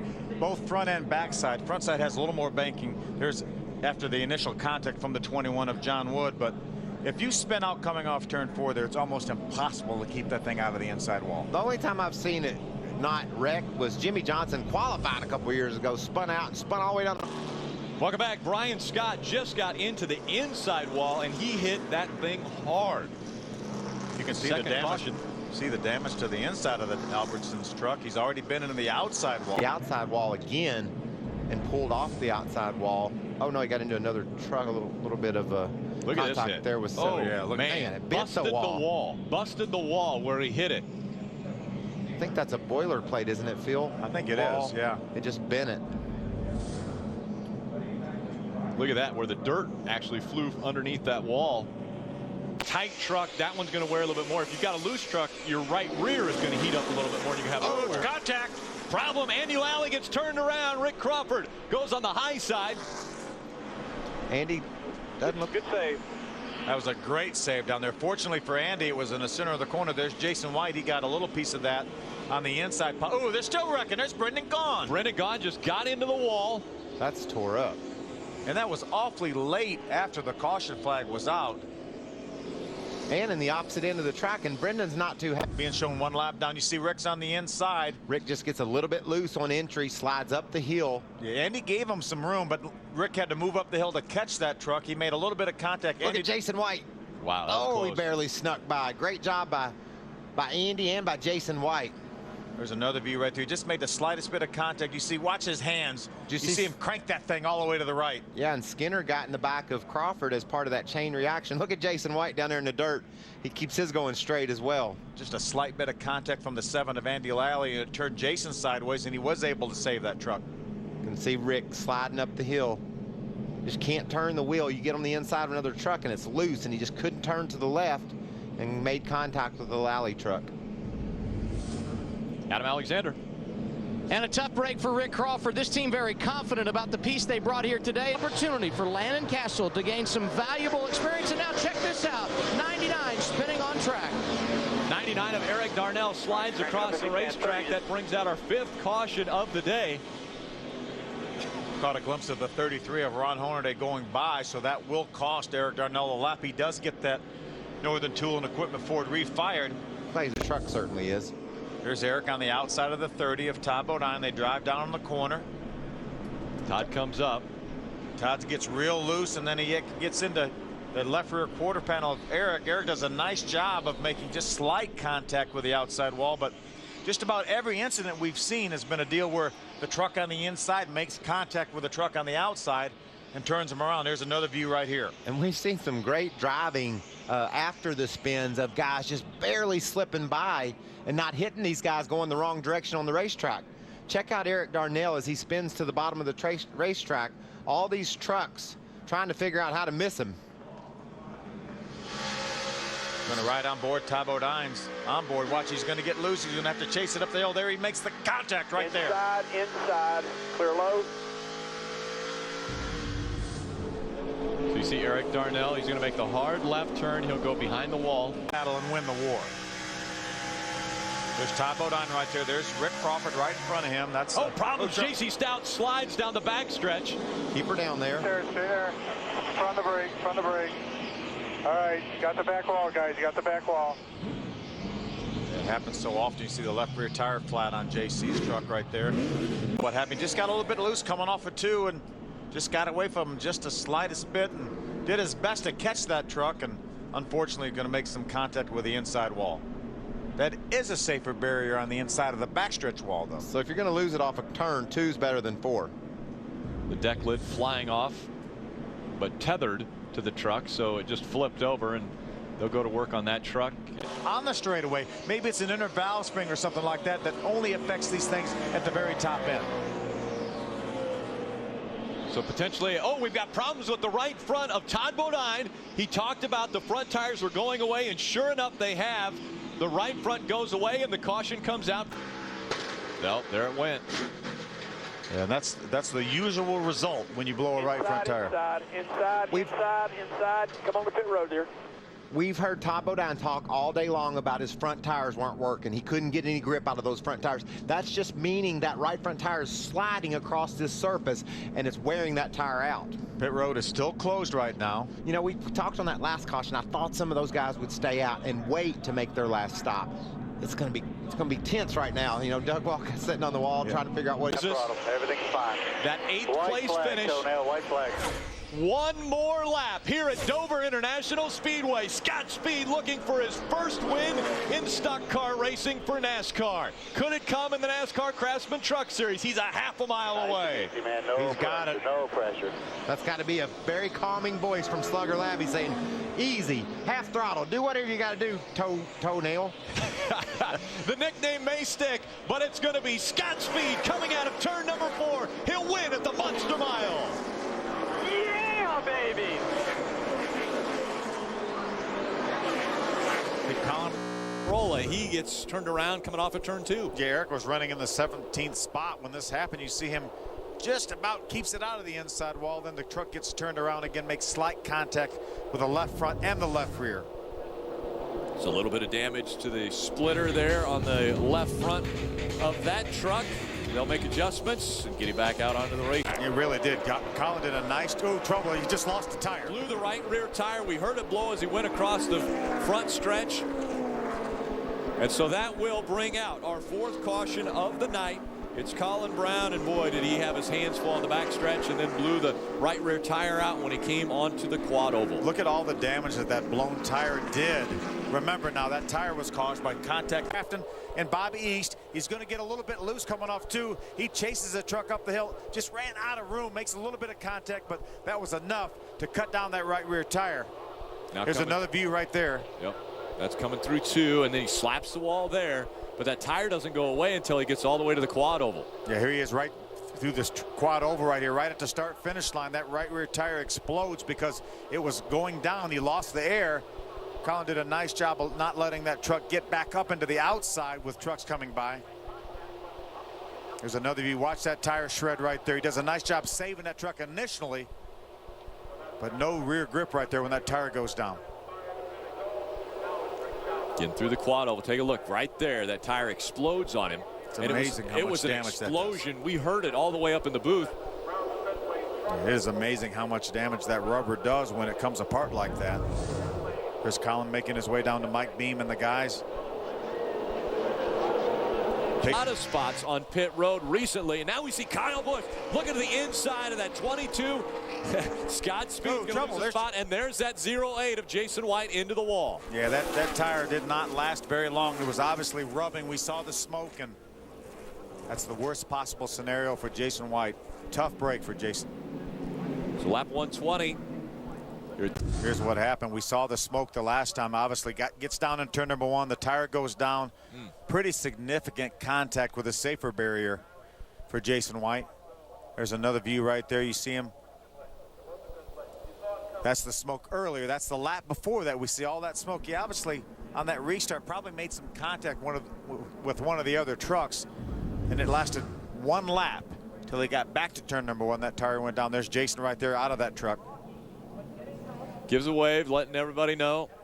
Not bad, I'm okay. Aaron's lucky dog. Running fourth, and there's the guy that flew all the way from Pocono, Pennsylvania to run this race. Kyle Busch right now running in the fifth spot. Scott Speed also came from Pocono, and he slides and going to hit the pit wall. Oh, so close. He was able to save it coming out of the grass in the infield, and that brings out another caution. The sixth caution.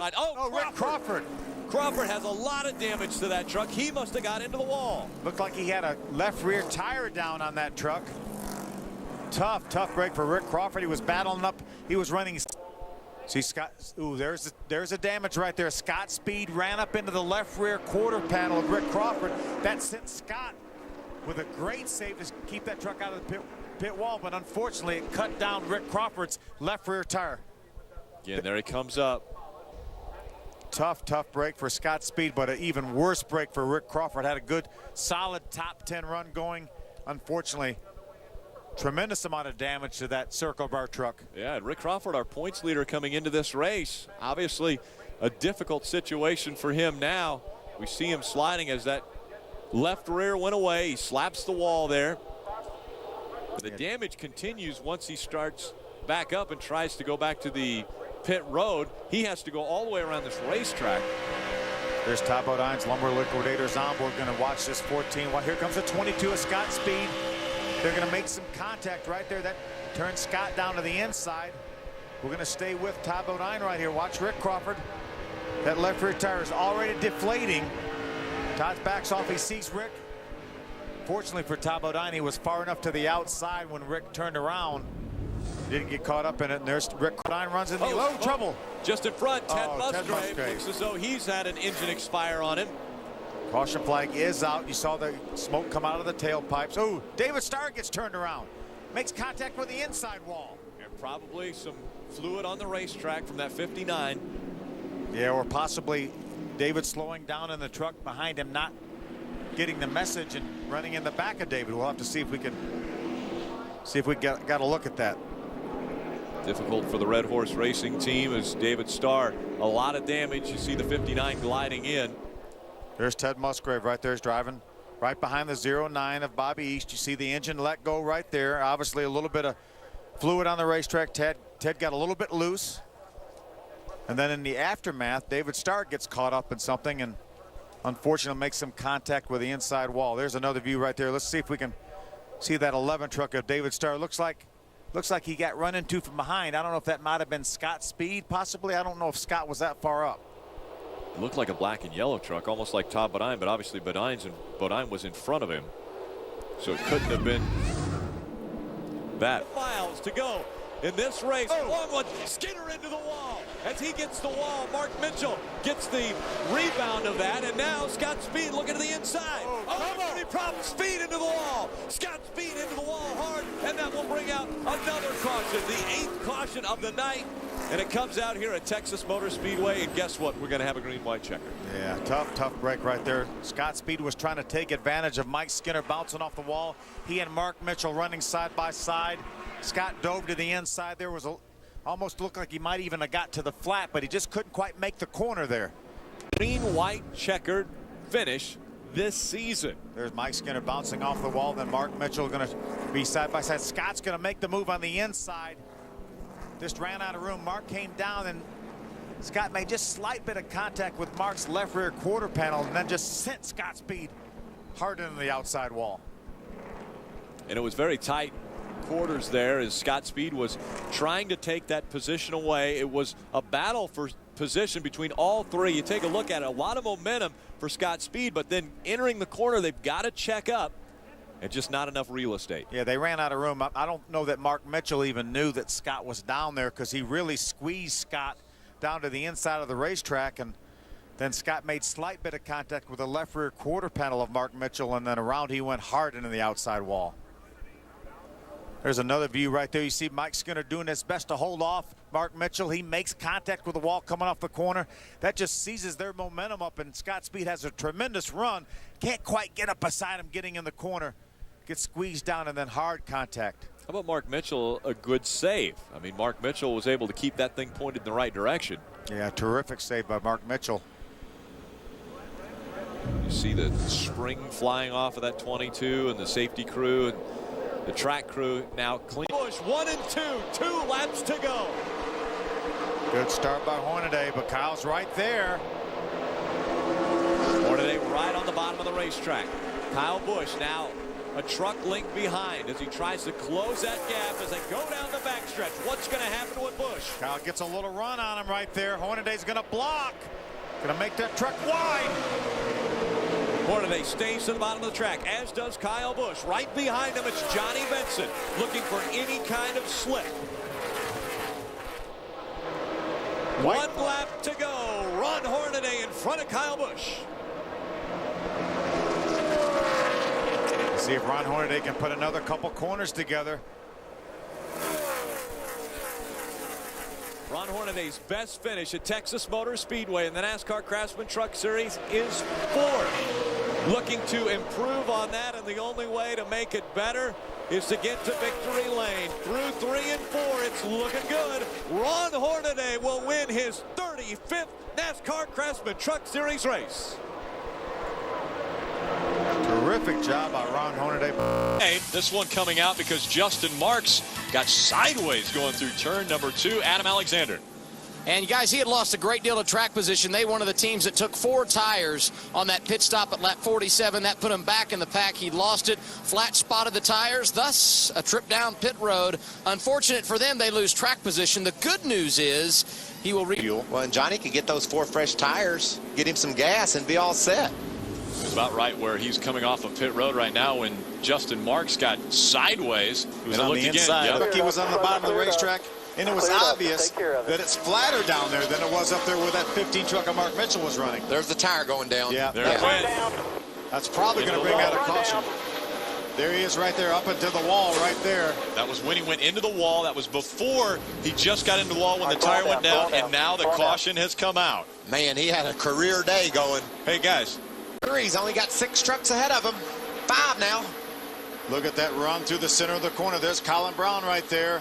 Again, Colin's in the 5th spot. Has 2 truck length lead over Johnny Benson. He's taken over 2nd. Benson's gaining on him. Ty Bodine makes another move on the inside of the 6 truck. Final lap inside of 2 miles to go. We're riding along with Colin Brown. Oh, we got a spin. Problems in turn number 1. No caution. Sliding is Ron Hornaday. No caution. These guys are racing back. No caution. Ron Hornaday off the racetrack. The field gets through 1 and 2. They stay green. Eric Darnell tries to hold off Johnny Benson. Here he comes looking to the bottom of the racetrack. Johnny goes right down to the bottom. What a great job by Eric Darnell. Here comes Ty Bodine.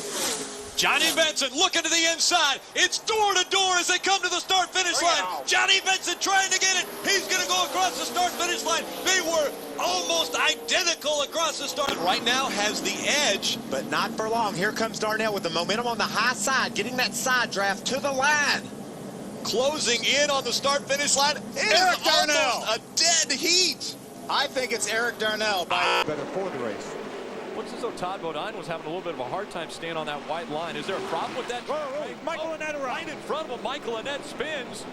And the caution will come out, the first caution of the night. No contact as Michael Annett got turned around, maybe had some help. I think it looked like he was all by himself. He may have run across the rumble strips down. Won the race to the start-finish line for lap number 1.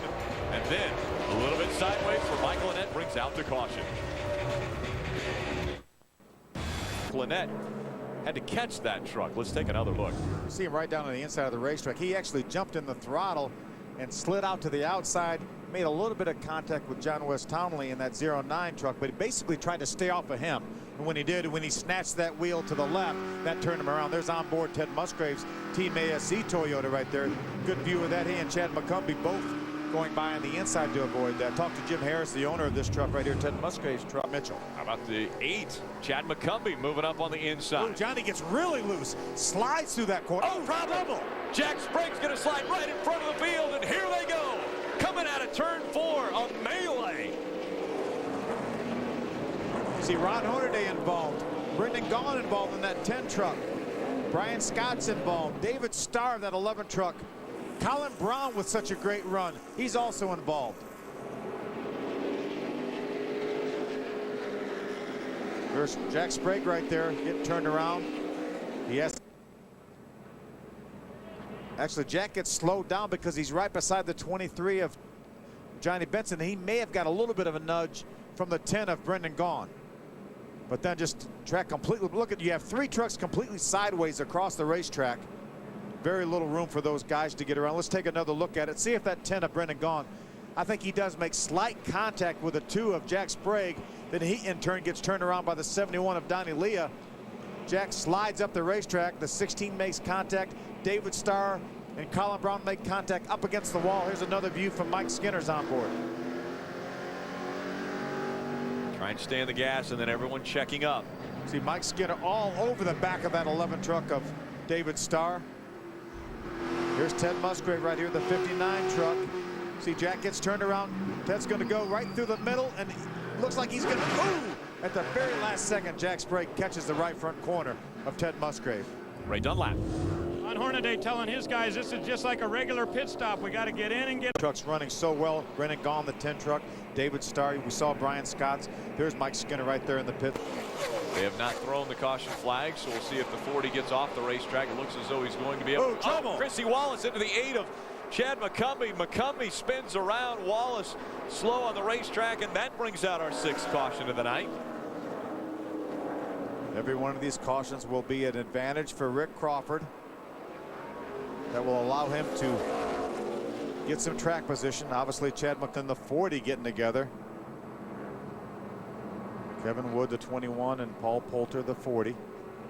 Debris on that racetrack, and then this is Chrissy Wallace way down on the bottom of the racetrack, but she comes up because she's so far down she can't keep the truck on the bottom of the track and comes up and gets into Chad McCumbee. She had such a bad angle, and also she was down there, maybe picked up a little debris on her tires. You see Chrissy right there, the 03. That's Mike Skinner's on board. 3 wide situation, a little contact right there. That puts Chrissy down on the very bottom of the racetrack.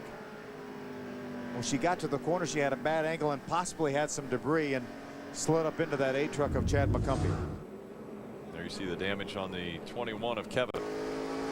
Riding along with Benson as the white flag goes in the air. 1 mile to go for Johnny Benson. His 111th start in the NASCAR Craftsman Truck Series, looking for his 10th career victory. And 3 in a row here at Milwaukee. Half a lap to go. The difference between he and second place Matt Crafton, almost a straightaway. Johnny Benson on the pole to start this race. Coming out of turn number 4, it will be career win number 10. Johnny Benson, 3 in a row from Milwaukee.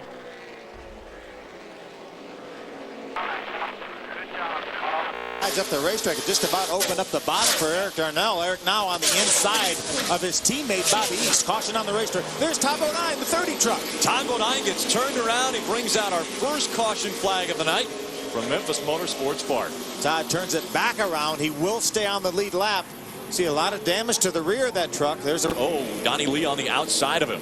Yeah, they were completely sideways, and when they got down to turn number 3, you see the damage to the right rear quarter panel on Todd's truck. That's where he made contact with that 71 of Donnie Leah.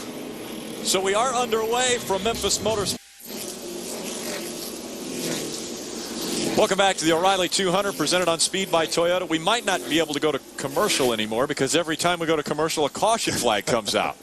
This time it is Dennis Setzer that gets turned around by Shelby Howard. See if we can take a look at it. This is going in turn number 1. Ooh, Mike Skinner actually bounced off the pit wall, the inside of the pit wall, and then Dennis Setzer was pushed up the racetrack. Shelby Howard came along side by side with the 30 of Tom Bodine, really nowhere to go. Tried to get on the brakes, but unfortunately made a little bit of contact with the 18 of Dennis Setzer. Watch, here's Mike Skinner. He's down on the grass. I don't know that he actually hits the inside pit wall. Yeah, I think the 18 truck didn't leave Skinner enough room there, and when Skinner went down and hit the apron there, it just forced him right up into him. I think the damage on the left front corner, the 18 came from hitting the 30 as the 18 was sideways there down the backstretch. There we see the 18 of Dennis Setzer making his way onto pit road. In front of the field now, it's Ron Hornaday. When give him a whole lot of room there. If anything, Dennis, crowded him just a little bit getting in the corner. But there's Shelby Howard right there racing the 30 of Tom Bodine, and Dennis got shoved up the racetrack. When he came back down, then Shelby was there. And it looked like Shelby Howard was actually trying to check up a little bit. He saw Dennis Setzer coming down on him. I got stuck in second gear, locked up between the two gears, and when I came out, I over-revved the engine, and I think a broken valve for sure. So I think our night's done, but like I said, everybody did a great job, and I think we're probably the only truck that can run with Ron. Ron's pretty strong. Our truck is pretty strong, and just really got to thank everybody. I mean, it's been a little bit more damage there. See, just get sideways right there in the middle of 3 and 4 and going to slide up the racetrack and make some more contact with the wall. Remember, he wasn't dealing with a full deck there. He had damage from that earlier incident and made a little bit more damage to that truck.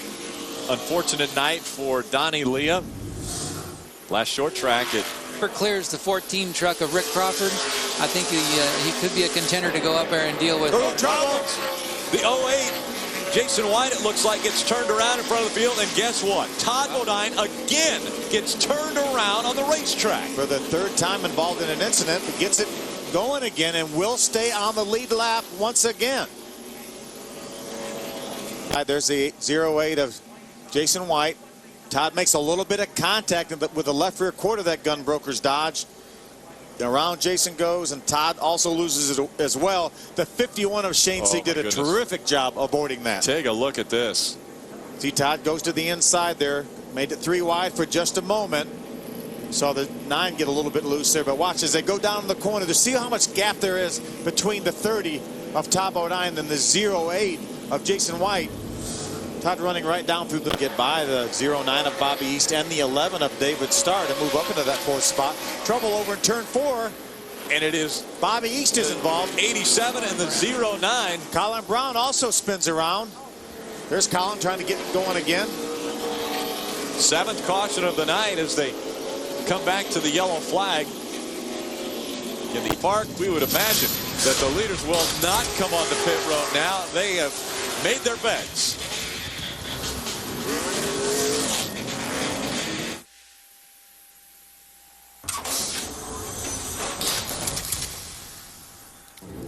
You know, for the past 2.5. What a night it's been for Todd Bodine. There's a side-by-side battle. Dennis Setzer, the 18 truck, the 16 of Brian. Problem to turn number 4. Ted Musgrave gets turned around. More contact. The caution comes out once again. 9 cautions tonight.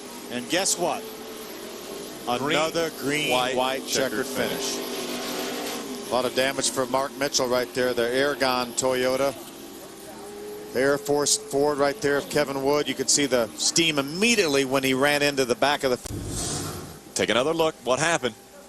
See Ted's on the outside. The 46 of Willie Allen gets a little bit loose, has to chase the truck up the hill, and he's the one that made contact with the 59 of Musgrave. And then the 15 of Mark Mitchell and the 21 came along really with nowhere to go. They were committed to the bottom of the racetrack. See right behind them, remember the 46 made contact with Ted. See, the 15 was committed to the bottom, and then the 21 came along in the 40 of Chad Chaffin with nowhere to go. Doesn't look like a lot of damage to the 40, though, as we take another look. See, the 46 gets sideways, chase it up the hill. Brendan Gaughan does a nice job getting by on the inside before Ted slid down all the way to the bottom of the racetrack, but the 15 of Mark Mitchell, the 21 of Kevin Wood, not so fortunate. So to get back in the gas, green flag back in the air. We're racing at Memphis Motorsports Park. Well, Ron Hornaday was right on the money. He restarted right exactly at the restart line. But watch that battle for third right there. Remember, the 88's not that good for a couple laps, but he's got him about a truck length over Rick Crawford right now. Everyone tame with the exception of Brendan Gaughan. He has problems through 1 and 2, gets all the way up into the wall and slowed on the racetrack. But they continue to race. Coming out of turn 4, white flag in the air, 1 to go for Hornaday. Jack Sprague trying to battle on that 11 truck of David Starr. Hornaday looks like he's got it. He's got about 2 truck lengths, all for 2. Down the backstretch he goes. Ron Hornaday won the very first race at Memphis Motorsports Park back in 1998. Looking to make it 2 wins from this racetrack. Eric Darnell gives it all he's got. Can't catch him. Hornaday wins in Memphis. And with this win comes the point lead. You know, 6, 7, 8 wide, and these guys, they'll use the apron of the racetrack. They don't have enough room on the racetrack. Look at this. Mike Skinner looking to the outside now as he's trying to take that top spot away from Kyle Busch. Caution for Shelby Howard, stopped in the middle of 3 and 4. Hard contact with the left rear corner of that farmpate.com truck. That's one of the things. I can do just that. There's a battle for fifth. Matt Crafton trying to take that spot away from Justin Marks. He looks to the inside. Problems coming out of turn number 2. Look at the smoke flying. This was in the middle of the pack. And we see a couple trucks, one of them being the 15 of Mark Mitchell, and the 17 also involved in this. That's Timothy Peters. Timothy's able to get his truck going again. No damage. Take another look. That's Ryan Lawler in the 07 sliding on the bottom of the track. You see part of the from the air pressure that built up underneath the truck, it blew out part of the trunk. It's hard to understand whether someone got into the back of the 17. Usually when there's a spin like that and people let off the gas to 17, oh, he just makes an evasive move to get under the 81 in the mess. And got loose. Lost control of his truck. You see the air push up that trunk on that truck as well. Great camera work, guys, catching that. He just was trying to work his way through the crash and got loose and spun out.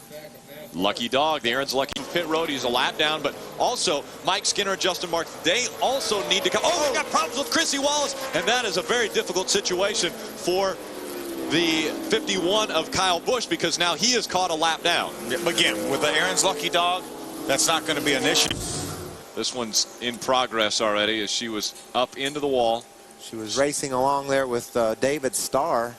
Yeah, David Starr was right by that truck when we first caught a glimpse of it, so we don't know if there may have been some contact there, or maybe they were just racing hard and maybe lost a little. Benson goes right by Michael Annett, takes that top spot, and we've got problems with Chad McCumbee. He gets into the wall. That brings out a caution, as well as the 9 of Justin Marks. And I think Chad Chaffin, that 40, was ahead of Ron Hornaday when the caution came out. So that will keep Ron Hornaday 1 lap down, put Chad Chaffin back on the lead lap. Look at the debris and the carnage of these two trucks. Rears down for sure. Oh, that's we got a little nudge right there from Ted Musgrave, and then it put Kyle up into the 8 of Chad McCumbee. The 99 Eric Darnell had nowhere to go, as well as the 9 of Justin Marks, but we know the 51 right now has a tire going down. So that 51 of Kyle Busch will have to come back onto pit road. Check out the job the 6 does. What a great job by Colin Brown. He just drove around that wreck. Didn't panic, didn't lock up his brakes, just avoided it. Watch him go by right there. And it's not easy to, ooh, hard contact right there. It's not easy to turn that thing left and miss those guys because you're running as fast as you can at that very moment. Riding along with Eric Darnell and this Ford on board. Eric did all he could do. He couldn't turn left any harder and still got a piece of the action. And there was somebody on the underside of him, I believe, so didn't really have that access road. Take another look at what happened. There's 4 wide right there. Kyle Busch, the 51, gets by. Here comes Ted Musgrave with a run. He's going to get down in turn number 3 and is going to nudge that 51 of Kyle Busch when we get down there. I guess Kyle maybe let off a tad earlier than Ted thought he was gonna because of the 07 truck, but it didn't look like it looked like Ted just got in way deeper than he should have. Ray Dunlap. Guys, there's a lot of damage on this Northern Tool and Equipment Ford down here, and that all got set up a little bit from the off the hard charging Michael Annett 4 wide when they came out of turn number 2 back in the field. And guess what? It was Brendan Gaughan up there. Problems with Todd Bodine and Brendan Gaughan. They were part of the 4 wide. They get the 6 caught up. That's Colin Brown also involved. And now a caution has come out once again. It's the 8th caution of the night. We saw Brendan on the outside of a 4 wide situation. It may have been a deal where all those other drivers have to go behind the wall. What happened? Ooh, John Wood, the 21, makes a little bit of contact. I think Todd was trying to go up the hill, and John was in that hole. John was in that hole, and ooh, Colin Brown came along, tried to get between them. Did you see Kyle Busch slide through there? Yeah, Rick Crawford also sliding Ron through Hornaday as well. Yep. We saw Willie Allen way on the bottom of the racetrack avoiding all this. Incredible job by some of these guys. Here's another view. See Brendan up there now. Here's Todd. He clears the 09. He did not know the 21 was in that hole. Yep, and then when he nudged the 21, that put the 21 into Brendan's left rear quarter panel. Look at Kyle Busch. You saw the 6 of Colin Brown. He locked up the brakes but couldn't hit the hole. Kyle Busch was just low enough to slide through. A great job. Right along with Todd Bodine to see what just took place. He's going to think Brendan Gaughan came down on him. Ooh, there's Colin Brown. He made some contact with Todd. Todd may not have had a great deal of damage till Colin came along with nowhere to go. Does John get into Brendan or does Todd get into John? Where's the contact first? I believe it's right there. Down, I believe Todd goes up, gets a hold of John Wood, and it turns him into Brendan. Watch Kyle Busch. Ooh, right there. Almost hit that 30 of top 09. There's Ron Hornaday going by on the inside. Jason White. Saw Jason White earlier in the race running up in the top 5. One of the season. White flag out, 1 to go. 1 lap remaining, 1.5 miles for the 45-year-old out of Grand Rapids, Michigan. Got a little bit of traffic he's going to have to negotiate, Rick. Last time he had to do that, he lost half of his lead. Makes it clearly past Eric Darnell. Eric goes really high up the track, giving the leaders plenty of room. 1/2 lap to go for JB. Johnny Benson looking to find victory lane for the second time in 2008. It will be his first win at Kentucky Speedway in just his 4th start at this racetrack. Johnny Benson will win at Kentucky. Great run for Michael and that. Matt Crafton continues to show. It doesn't always work that way. Sometimes you get boxed in, but it's been relatively. We all got to spin and turn. Andy, we've got a problem with TJ Bell in the 7. That brings out our first caution, as TJ Bell was one of the fastest trucks on the racetrack up to this point. Yeah, TJ had a great race.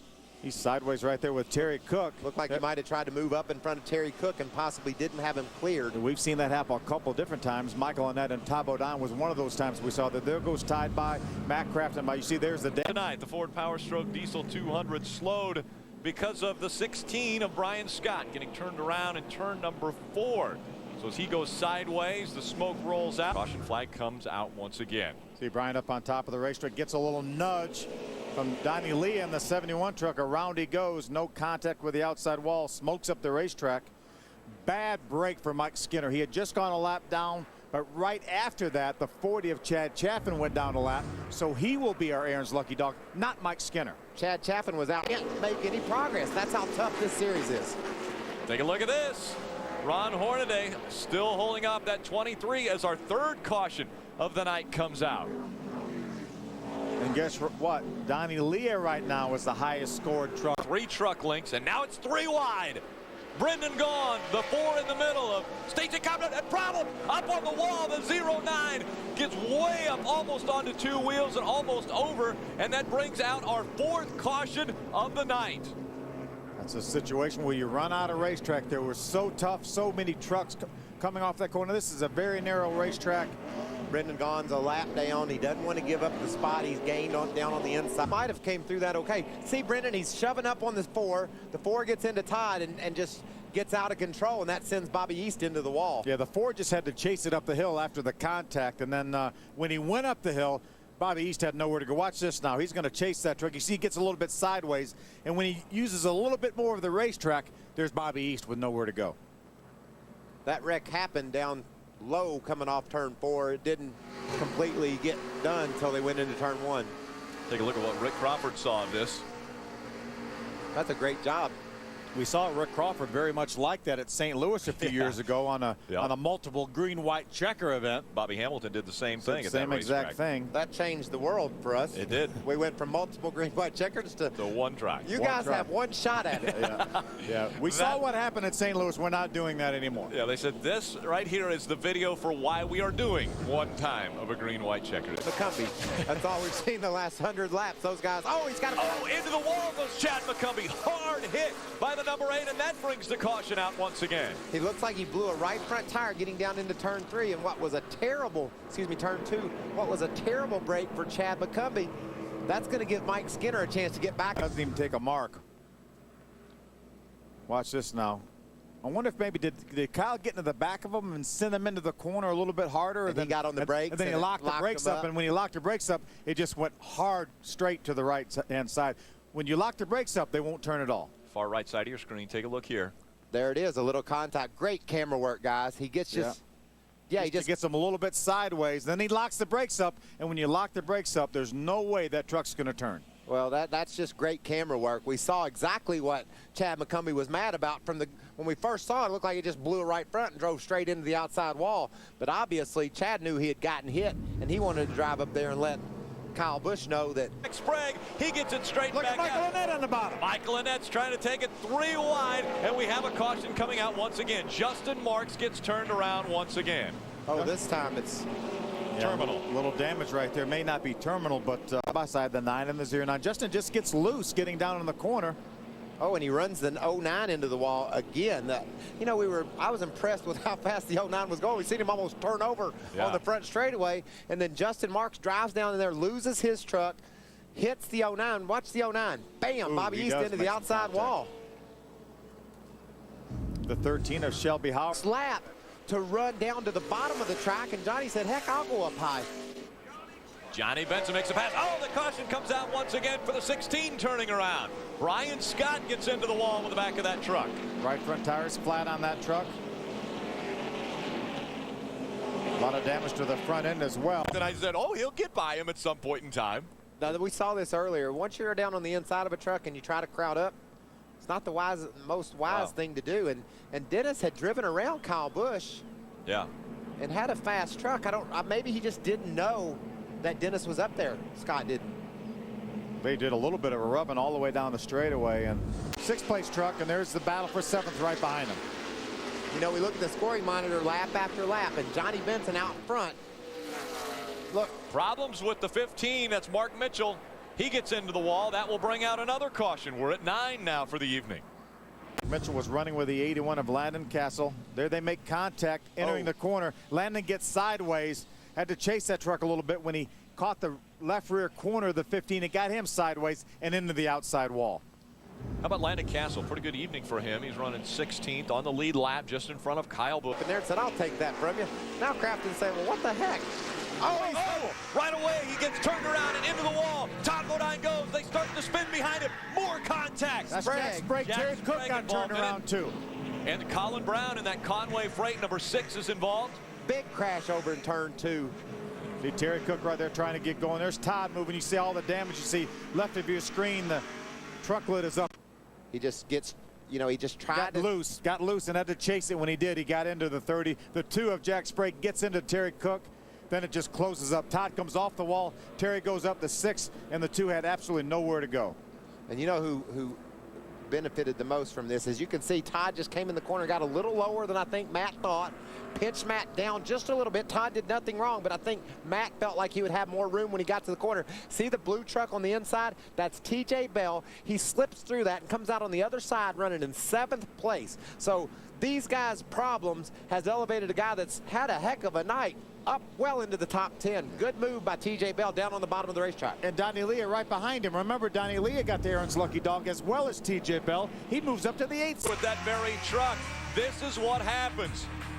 The 88 moves up, makes contact into the wall. Todd Bodine goes. 4 trucks caught up in this, the 10th caution of the night. Mile of racing from O'Reilly Raceway Park. Green flag back in the air. Here they go. Johnny Benson, Ron Hornaday. Crawford slows. He moves to the inside. As Crawford drops back, Eric Darnell takes over 3rd. Matt Crafton moves up to 4th. 2 trucks, and they're separated by 2 truck links as they go into 3. Adam, what's going on with the 14? Under caution, he said the motor won't run, and he just came on the radio and said we have a problem with the carburetor. So issues with the 14 are going to take him out of the top 5. 1 lap of racing to go. Hornaday down on the bottom of the racetrack. He's trying to make a race of it. Johnny Benson still up on the high side. He leads him down the back stretch. 1 more corner for Johnny Benson. Johnny Benson's going to hold on the bottom of the racetrack. Ron Hornaday charges in just a bit too hard, and that will wrap it up. Johnny Benson will now have a win from O'Reilly Raceway Park.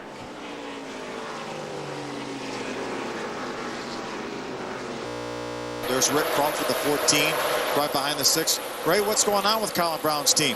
Well, I just wanted to add on some great pit stops like Michael was talking about. The 6, the Conway Ford, really had a good spit, and the caution is out for the 21. Wanted to also give props to the 7 truck. Both those teams having great pit stops down here. We'll check on the yellow here for you. Well, that's John West Townley in the 09. We see it now. takes that truck into the garage. Take a look at this. Kevin Wood sliding sideways back up into the wall. And then the 09 came along and ran into the back of Terry Cook. It looked like it ran into the back of Terry Cook hard enough to where there is some damage on that truck. You saw what happened to the front of the 09, and I'm pretty sure there's going to be something on the. Yeah, already you see the truck stopped in the like back. The 51 ran into the back of the 9 of Justin Marks as well. John West right here. Oh, the 60 got loose underneath of Kevin Wood and ran into Kevin Wood. That had his momentum all slowed down, and here come John West Townley and run into the back of the 60. You know, every now and then, Phil, you're going to have a crash, and when you talk about it, it was unavoidable. And that was almost unavoidable for John West Townley. He came into that corner, and we are under caution. This was an incredible save by Ted Musgrave. Watch this now. This is actually turn number 4. You see him get loose. He chases it up the hill. I don't even think he might have made contact with the wall, but the biggest thing is now watch him continue to steer that thing and locks the brakes, gets in the gas and locks the brakes up at the opportune time to try to keep the thing out of the outside wall. And if you're at home and you're saying, well, that's not a save. Oh, yes, it is. Right here, he's thinking outside wall hard, and he just stays on the gas, continues to steer the truck, and winds up exactly where he hoped he would, down in the grass. Just give me a little bit of grass. Give me in the grass, and let me get over here and get some more tires. That is a save. We talked about Terry Cook a minute ago, running well, getting the lucky dog. On right side tires and made a chassis adjustment to help what has been a tight truck throughout the evening. Now, he did have an issue, and we have caution on the racetrack. Jason White goes around and hard into the wall. Jason White got spun around. They were 4 wide. 4 wide is not going to work. I don't care how you try to pull it off. And Jason got a good run on the outside, but he needed someone to give him that corner. And these guys don't give much around here. See the damage on that 7 truck of TJ Bell. This accident rips out of the 99. He's going to get loose. Watch there. He's got to chase it up the hill. Now that seizes up these guys. Colin Brown backed off a little bit. Jason gets a great run on the outside. Watch now. 4 wide. Jason just runs out of room. TJ makes some contact with him. He had to go somewhere. That was a situation where discretion would have been a better part of valor. Like I said, he needed the 7 truck of TJ Bell to give him that corner. And you're just not going to get guys to give you much. And there was just no way. And plus they started wrecking before they even got to the corner. Oh, yeah. So they knew they were in trouble. They knew something was going to have to give in order to make it, and they just didn't make it. I think the 6 of Colin Brown might have got a piece of that when that truck turned sideways. So we'll have to see if he comes down pit road. Right now, all the leaders are coming down pit road. Adam Alexander. Pit stop number. Doesn't hit him. Oh, he had to chase it up the racetrack. I was going to say, if he doesn't hit him, it's going to be tough. How about Musgrave working to the inside of Johnny? Oh, caution coming out with 28 laps to go. Oh. Willie Allen with problems. Big crash. Johnny Benson was glad to see that caution because he's able to stabilize that mess he was in. But problems also with the 71. Donnie Leah. So the 19 of Rob Brent also driving away. Didn't know if he had any damage or 81. Already happened there. He was into the wall. He backs down in front of a few different trucks. Donnie Leah may have just been checking up there. Yeah, the 19 also of Rob Brent drove down to the inside to try to avoid Willie Allen. No damage to the 71. The only truck that looks like it's got any damage is that one. And it's got enough for 2 or 3 trucks. David Stremme. If we're going to win this race. Here comes your leader. 1 to go. The white flag in the air for Johnny Benson. The Olympics just getting underway this weekend. Johnny Benson looking for Olympic gold in Nashville. And the way you win gold in stock car racing is you put the pedal to the metal. That's what Johnny Benson has done. Johnny Benson down the backstretch, increasing his lead over the 99 of Eric Darnell. It has been an impressive performance by this entire Bill Davis Racing team on the number 23 of Johnny Benson. That certified Toyota used cars truck making his way to victory lane tonight, crossing the start-finish line 3 in a row for Benson. Great run for Eric Darnell in second. Great pit strategy. Fuel only on the last stop. Tabodai ends up in third, and Sprague and Hornaday teammates finish. It's amazing how quick things happen here. Watch this now. See Eric on the outside, and the 11 gets sideways. David Starr gets sideways. That's where the contact came from. And that created a 3-wide thing. And there's the 48 of Brian Sellers. That was your spotlight guy, Michael. He's got her turned around over there and coming off turn 2. It's a good-looking truck. Going back to finish the Eric Darnell story, he wound up losing. Hey, Ron, tell. There's the 99 of Eric Darnell, who has a flat tire. There's the 48 of Brian Silas, brings out a caution flag, spins off turn number 2. Side wall, not sure if more than likely there was probably some contact coming off turn number 4. And Colin hit really, really hard on the inside wall. There he is right now racing the 87 of Chris Jones. That's a lap truck right there. Oh, he just comes up and gets on the inside of the lap truck. That's all on Colin right there. You know, he just lost. He was driving his truck hard. It got sideways, made contact, and shot him down into that inside wall. It's ended his night. I mean, they might get that thing repaired, but that's. And a caution has just come out. We're going to stick with you here. It looks like Matt Crafton has a problem with his 88 Chevrolet as well as that 41. It gets into the wall and some damage. Path down there going in turn number 1. Oh, it looked like Tyler had a flat tire. Looked like he had a flat tire when he went in the corner. There was no contact with the side. There was no contact from Matt Crafton that caused that tire to go down. He just went straight up the hill. And Matt, you know, like you said, Rick, it happens so fast here at Bristol. You literally react, and it's too late. Much better, and he's solidly in the top 10 once again, Ray. Oh, problems on the front stretch. A big accident here on the front stretch. John West Townley involved in this one in the 09. The leader's just going through all of the smoke that is on the front stretch. So the caution comes out for the 4th time. This time the 09 involved. That's the second of the Roush Fenway trucks that have been involved in incidents. You see Shelby Howard with a little bit of damage to the rear of his truck. Now, this is an interesting dilemma. We heard Eric Phillips say he wanted to put around lap 80. Well, he's got that opportunity. He has that chance, but, you know, Phil, I don't like it. Right now, they've only run 10 or 15 green flag laps. Other trucks have. So he's not going to have as big of an advantage as he's going to need because look at all the track position he's getting ready to leave. 07 involved as well. So I got the 09 got into the side of the 07. Let's take a ride along with John West Townley in this Zaxby's Ford. See the 07 gets sideways up off the corner. Absolutely. Oh, wow. Yeah, no worry. Just tried to avoid that 07. The 07 gets away with it, and the 09 winds up in the wall. Yeah, Sean Murphy in the 07 got spun around. 106.6-mile race, and it's Kyle Busch that leads at the halfway point. Jimmy Johnson right now rides in the 16th position. Whoa, got his hands full. Is he going to save it? It looks as though he will. Oh, he's still fighting it. He gets turned around right in front of the traffic. There's contact made.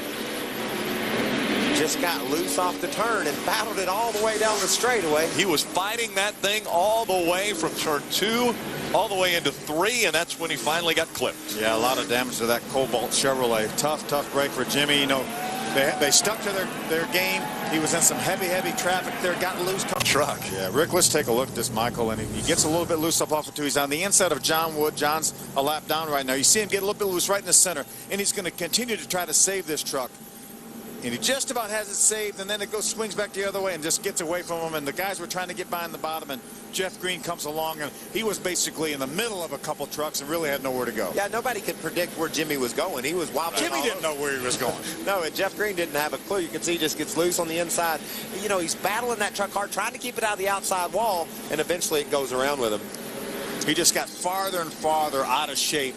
The more times it went back and forth, and here comes Jeff with nowhere to go. Just got the lucky dog, and unfortunately now he's got some considerable damage. Watch Jimmy drive that thing. Watch him steer that thing inside that truck. His hands are working extremely hard. And that's all going down at well over 100 miles an hour. Yeah. He's out of control. You know, you think about running 100 miles an hour, that's a big deal, and he's out of control running 100 miles an hour. Take a look at Ted Musgrave's view. There's Dennis Setzer right in front of Ted Musgrave. Dennis does a nice job getting by on the inside when Jimmy gets sideways. Ooh, Ted said, I don't know if here we go. I'm by him. He didn't want any part of that. Let me get past as quickly as possible.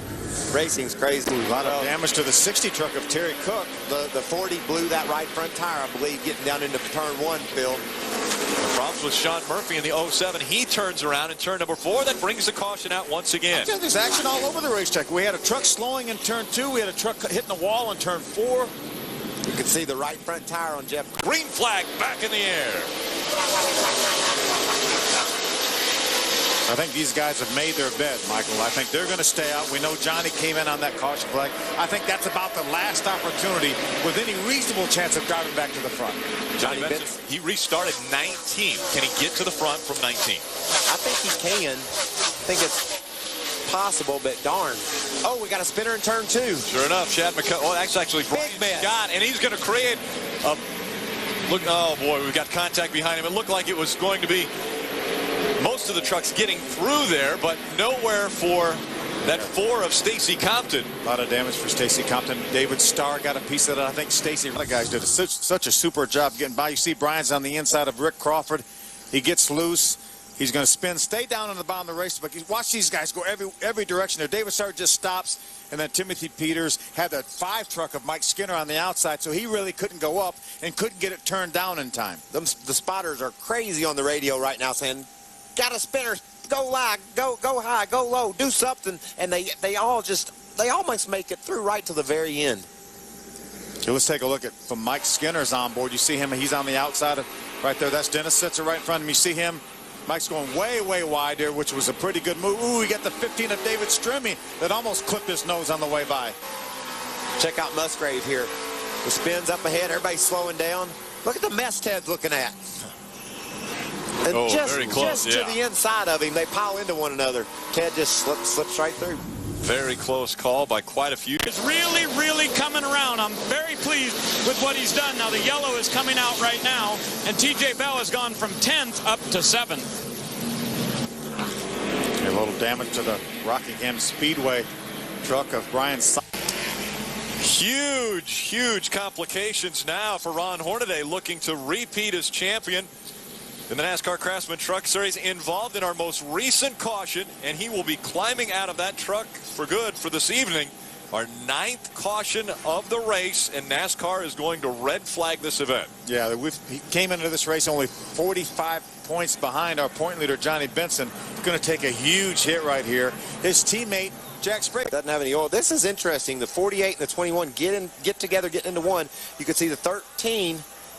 You saw Todd Bodine and Scott Speed go by. Now watch this. It's a long time afterwards that these two, but you can't see, Phil. You're coming down the front show. You have no idea there's 2 trucks laid up in the middle of the corner. You're waiting on your spotter to tell you what's going on. Like we talked before, it's hard to see around these corners. There's real time right there. You see the 48 back in the wall. Now watch up going in one. You see Ron was slowing down, and Jack got in the back of Ron, actually pushed him a little bit. Ron may have been able to avoid it on the high side. There's the 2 right there of Jack Sprague. Didn't get quite as much damage as Ron, but it's probably going to put it into Ron's night. It almost looked like the 2 got a hold of the 33 and knocked him sideways, and then Ron was trying to save his truck and stop his truck, and he didn't have room to do both. It's right along. There's Ron Hornaday right there. You're going to see the 2 get back into the back of Ron. Now he's sideways. You could hear the rear brakes locking up and wheel hopping because Ron was on the brakes so hard, but unfortunately wasn't enough. You know, we said you can't see what's going on down in the corner. Ron Hornaday had a better view of what was going on than Jack Sprague did. Jack was all up underneath the back of Ron. When Ron got off the gas, he hit his teammate and knocked him into the crash. Right, exactly. Here it is again. Now watch. Watch this bump. See, Jack gets in the back of Ron, and they're both trying to stop. Now Ron locks the brakes up. He's going to try to go around the 13 of Shelby Howard. When he locks up the front brakes, he isn't able to turn that truck anymore, and then he makes the contact, busts his radiator, and probably ends his night. Yeah, I don't think I can get that truck back together, considering the problems that it has under the hood. You know, Ted Musgrave on the bottom. Oh, little contact right there. Musgrave goes by. Oh, Jason White turned around. Jason White gets turned around. That will cause another caution to come out. We have tied the record here for caution flags, and it looks like laps might go down as well. Man, what a solid run by Jay White. That was just somebody got into the back of Jack. He was limping around here. They get in the back of him. Check this log jam out. It all happened with a little contact from Ted to Jack, and the guy that paid the price was about 5 or 6 trucks back. Yeah, very little damage, though, to that 08 Gunbroker's truck, so he ought to be able to get back in this thing. There are only 18 trucks right now. I'm going to leave that. There's another view. You see our Eric Donnell was going to duck to the inside to get by Chad McCumbee. Jason had already stuck his nose up in there. Just a little bit of contact, enough to turn him around. And already, because we are so short on laps, they're going to let them know one more time around. Good start by Todd Bodine. Kyle gets a truck length out on him, but that's it. Todd trying to stick right on that back bumper now. 2-3 truck lengths separate the 2. See, Johnny's trying to figure out a way to get by his teammate for the 3rd spot. Skinner on the outside battling. I like the job that Mike Skinner's done tonight, and his team, man. He did not like his truck at all in practice. He's battling for that 6th spot. Eric Donnell's around. Slow on the racetrack. He gets spun around, and the caution comes out once again. Yet another restart for Kyle Busch. They will have one chance to go 2 laps. Man, just got away from him there. We've seen that a lot tonight. Really we talked about the tires are softer this time, but yet trucks are jumping out from underneath guys. Saw it earlier with Jimmy Johnson. Nice job by Brendan Gaughan avoiding that incident. That was a battle for the 12th, 13th spot. Yeah, all the way back there. Fortunately, Eric is able to stay on the lead lap. Again, there's only 17 trucks right now on the lead lap. Get us out of this race. Kyle Busch now about to bring the field for the green-white checker. Green in the air at Bristol. Todd has 2 laps or about 30 seconds to do something with Kyle Busch. He had a great restart, but again, Kyle Busch pulling away. 3 truck lengths as they go into turn number 3. Kyle Busch, the white flag will be in the air. 1 lap of racing to go for Kyle. Kyle's got a couple truck lengths on Todd. Todd behind, trying to reel him in. It's the same distance, though, as they enter turn number 3. Kyle Busch will win his 3rd race of 2008. They're side by side. Rick Crawford really doesn't seem like he's in the preferred line right now, but he's stuck out there. Nobody's giving him a break. You know, back in the day, you used to have to run right against that rubble strip down there in 1 and 2, and the group has seemed to move up a little bit, or at least you're able to run a little bit higher, as you see Rick Crawford able to withdraw. Spin on the backstretch. It's 0-9 of Bobby East in that Zaxby's Ford F-150. He gets turned around, and our first caution of the day comes out. See the damage he's got. He looks like he might have right there leading that group up. Watch, see Bobby's going to come along. See him just get a little bit loose, and then actually did not make any contact with the outside wall, but slid into the inside wall. Hit it with both right rear and the right front. Yeah, so that's really going to hurt his handling there. You can see how that quarter panel is all caved in. These guys work extra hard to keep that corner panel right there as flat as it can right here behind the tire. Now, if they want this truck... It on speed by Dodge, slowed for the 2nd time of the day. A caution flag back out. This time it was the 15 of Mark Mitchell, who looked as though he cut a left rear tire, got turned around in turns 3 and 4, and so the caution flag came out once again. Here comes the field. Yeah, I thought it might came about. Yeah, we saw Mark backing up a little bit, and there he is on the outside right there. I think maybe he had a left rear tire going down, Doug, and around Dewey did a nice job keeping that truck out of the outside wall. And that's what it looked like, and it was a nice, slow, gradual spin, but now... Alvarado has done a nice job, too. He stayed up here in the top 10, running 7th right now. His best career finish in 9th at Daytona early this year. How about this? The caution comes out, and it happened just when Mike Skinner needed it most. Well, he was hollering that there was debris all over the racetrack, and obviously, you know, NASCAR found some. He found the debris. It was the debris from Hannah. Makes the move on Johnny Benson. Dennis Setzer said, I'm going to be a force to be reckoned with in this race right here. Ooh. Oh, problems with the 19. He gets turned around and into the wall. That's Rob Brent, bringing out our 5th caution of the day. Yeah, considerable amount of damage to Rob Brent. Take another look here at what took place. He just looks like he got turned around. Hard contact. Again, you're going awfully fast on these straightaways, you know, upwards of 150, 160 miles an hour on these straightaways. And as you enter the corner, that's when you're most vulnerable. And that's when Rob got turned around and really slowed down very little before he hit that outside wall. That's the... Good restart by Dennis Setzer. Johnny Benson right there. Matt Crafton. First time we've seen Matt running up front here. And we've got Ron Hornaday with 4 fresh tires right behind that 88 of Matt Crafton. Hornaday has been so strong today. He's led the most laps.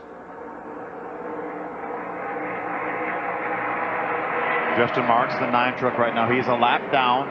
He's battling to try to stay in that position so he can get the next Aaron's Lucky Dog if we have one. Ooh, trouble. And here comes an Aaron's Lucky Dog right now. Problems there. It looks as though 3 different trucks involved and more starting to pile up behind them. Completely blocked the racetrack. You see all these guys stopping. You see Colin Brown had a top 10 run going. There's Terry Cook. He's involved. You see another look. Look back to your right of your screen. Looks like the 0, is that the 08? Yep, that gunbrokers.com truck gets turned around. Yeah, and Terry Cook comes along and hits him with the left front corner. Then the racetrack is essentially blocked. It didn't look like Terry Cook had anywhere to go as the 08 went up the track. Terry looked like he started to go to the outside, and that's where he just collected him there. Looks like the 16 of Brian Scott ran into the back of the 6 of Colin Brown. They call that the boxcar effect. Or the 60 of Chain Terry Cook. reaction. Let's ride along with Ted Musgrave and see what he saw in this incident. There's Ted on the outside. These guys are already spinning. Ted looks like he might have made a little bit of contact with Jason White. See Mike Skinner able to get through. There goes Mark Davis, the 81 Chevrolet. Following behind that 60 of Terry Cook. That was the one that was smoking so hard. Now you see they're changing. And then Johnny Benson back there with Todd Bodine and Eric Darnell lurking. Jack Sprague at the end. Whoa, we got problems with the 11 of David Starr. He gets into the inside wall. Hard contact. That brings out our 7th caution of the day. David was in a hard battle with the 14 of Rick Crawford and the 88 of Matt Crafton. Considerable off as he's got the safety net down. He was on the inside of the 14 as we look back here. He got in the throttle a little bit and then actually made just a little bit of contact with Rick, and that just sent him towards the inside. He's going to make hard contact with that inside wall right there. You see that so many times when a truck on the inside gets together. It's like an automatic touch, and it just shoves the nose to the inside, and he spins them, spin out. And that's exactly what happened to David Starr there.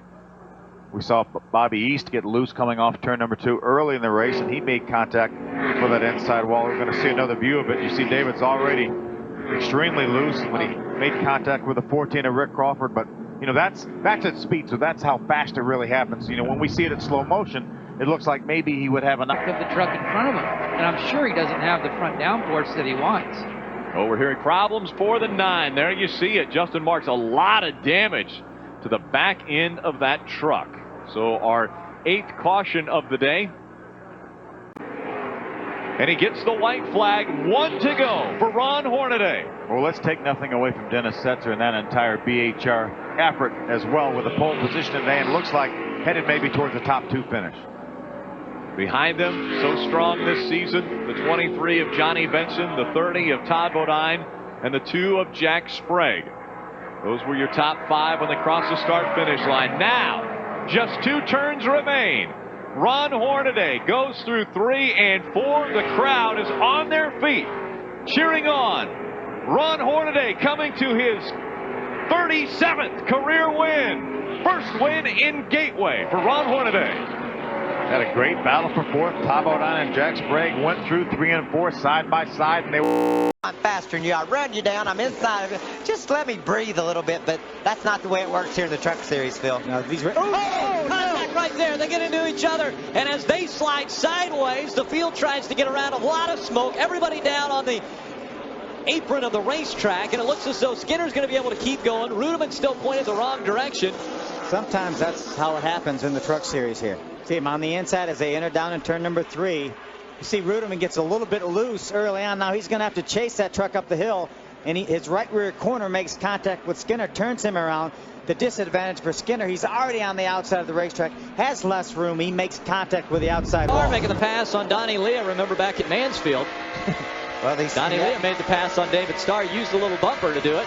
They had some issues there on the front straightaway here. Loud, not quite close. Oh, problem. Yeah. Donnie Leah gets turned around. David Starr right there. Well, they didn't have it worked out on the front straightaway, Rick. There was some stuff going on there. It didn't look sanitary.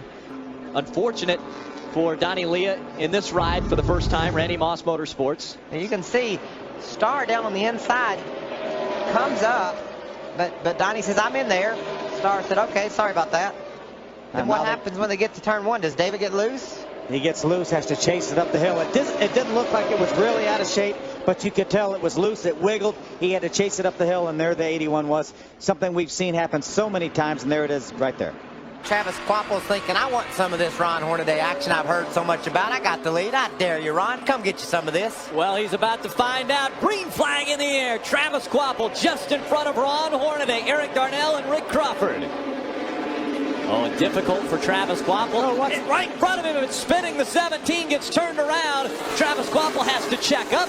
Ron Hornaday goes by. TJ Bell also moving by as the caution comes out. Race leader, I mean, he had to slow down because of 17. He's not your race leader. The caution didn't come out until a few seconds after this spin, so. But there's loops that they have to go past. I think they looped it on past it, though. Yeah, I mean, caution's not out yet, Rick, so. Bush looking to break into the top 5. He's running 7th right now, Adam. And for the longest time, he was stuck in the 13th position, as far back as 25th at one time in this race. But as you mentioned, Rick, he's on the move. He was saying on the radio, I can't get around the 88. He's running the same line as I am. Well, as you can see, he's around him now through turns 1 and 2, trying to make a move and gain more positions and get a top 5. Oh, problems in turn 1 and 2, and it's David Rudiman once again into the wall now in that number 9. David Starr was down on the inside of Rudiman, just drove in there and lost control of his truck and hit Rudiman and knocked him into the outside wall. A whole lot like we saw with Skinner and Rudiman earlier, where the truck on the bottom got loose. But this was this might get your nerves a little bit if you're Rudiman, because it was just the first time he had seen David Starr. They got to turn 1, he just drove in there and hit him. Then remember David Starr and Donnie Leah. Same thing down at turn number 1. David Starr got loose on the inside. Donnie Leah paid the price. Look at the damage to the back of that race truck. Not a real good look at it. David Starr just was able to get some momentum off 4 and got on the inside of Rudiman and lost his truck. Yeah, we've got an onboard camera with David Rudiman. Is that 4 wide? Looks like 4 wide to me. 4 wide. I love 4 wide here at Loudon. 4 wide. Oh, we got problems. Brendan Gaughan gets turned around, and right behind him, the Conway Freight gets turned around. Around goes the 88 of Matt Crafton as well. What an incredible turn of events right here for some of these guys. Matt Crafton, 3rd place in points. Gets turned around, does get it back going. There's Colin Brown, our rookie leader. A lot of damage to the front of that Conway Ford. Let's see if this 4 on the front straightaway is what led to this crash. See Todd go by there, the 15 of Jason White. See Brendan, he got a little bit loose on the inside of Kyle Busch. That started it. That started, and then looked like the 6 of Colin Brown was spinning right behind that. Yep. Jack Sprague got into the back of the 88. That's what got Matt Crafton turned around. Leads our Rookie of the Year point standings right now. Paul Coulter in the Ford, he has problems, and we've also had the 10 now of Brendan Gaughan, who has got turned around and made contact, and that brings out our first caution of the day. Brendan's able to drive off, Phil, but the caution flies. You know, Mike, a lot of guys in the garage area said it would be a while before the racetrack would really come in after that modified. Ready, I don't know what, but watch, early in the race. We're looking for the 40 of Paul. He looks like he's right by himself. He's right behind the 21 of Kevin Wood. Maybe he was trying to get under Kevin Wood. That truck hit pretty hard, but he was able to drive away. But that's only the first or second. Open up that bottom lane for Sprague, and these two are together off 4. Oh, bumping and banging again. 7 laps to go here at Loudon. Yeah, Kyle, TJ Bell right there was not happy with Jack Sprague using him up down the front straightaway. Oh, spin right in front of him. Todd Bodine gets into the wall. That will bring out another caution, the 9th of the day here at New Hampshire Motor Speedway. It is heating up. And that will give Johnny Benson an opportunity to try to do something with Ron Hornaday on a restart. Wow. Todd Bodine back up through the gears. This is tense. We had 2. See David Starr down on the inside. That's the 3rd truck that David Starr has been on the inside of and made contact with that left rear, and it puts Todd Bodine into the outside wall. Man.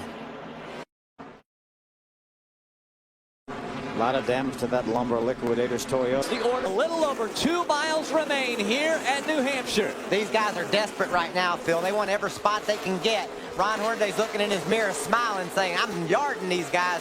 Smooth sailing in the front. You're running back 10th or 12th. Boy, it's a mess. Ron Hornaday, a half a second over Johnny Benson. Hornaday looking to make it back-to-back wins.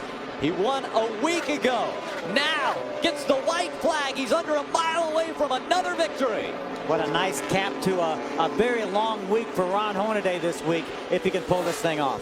Johnny Benson hugging that yellow line, trying to hold on to second now as the top 3 make their way down the backstretch. Ron Hornaday looking to add to his series record of wins. He's got 37 coming into this. He's going to add to it today. Coming out of turn number 4, Ron Hornaday will see the checkered flag for the 38th time in his career. Great job by Travis Quabble, finishing 3rd, his best finish of this season. Eric Darnell with another top 5, and Rick Crawford gets a top 5 at a place that he's won before. David Starr, obviously staying in his truck, now climbing out. He's got some enemies on the racetrack right now, and they are going to fight it out. not happy at all. These two teams mixing it up. The NASCAR officials are jumping in.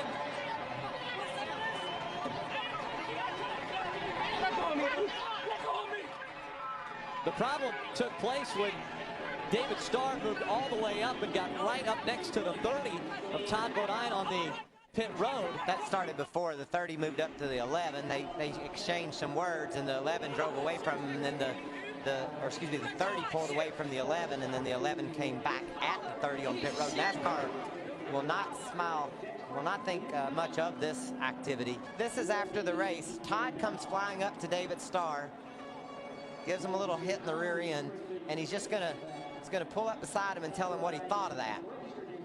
Okay, they're on pit road, and so this is a little bit out of bounds, but here goes Todd. Todd just separates himself, but then the 11 decides he's gonna go get him some of it.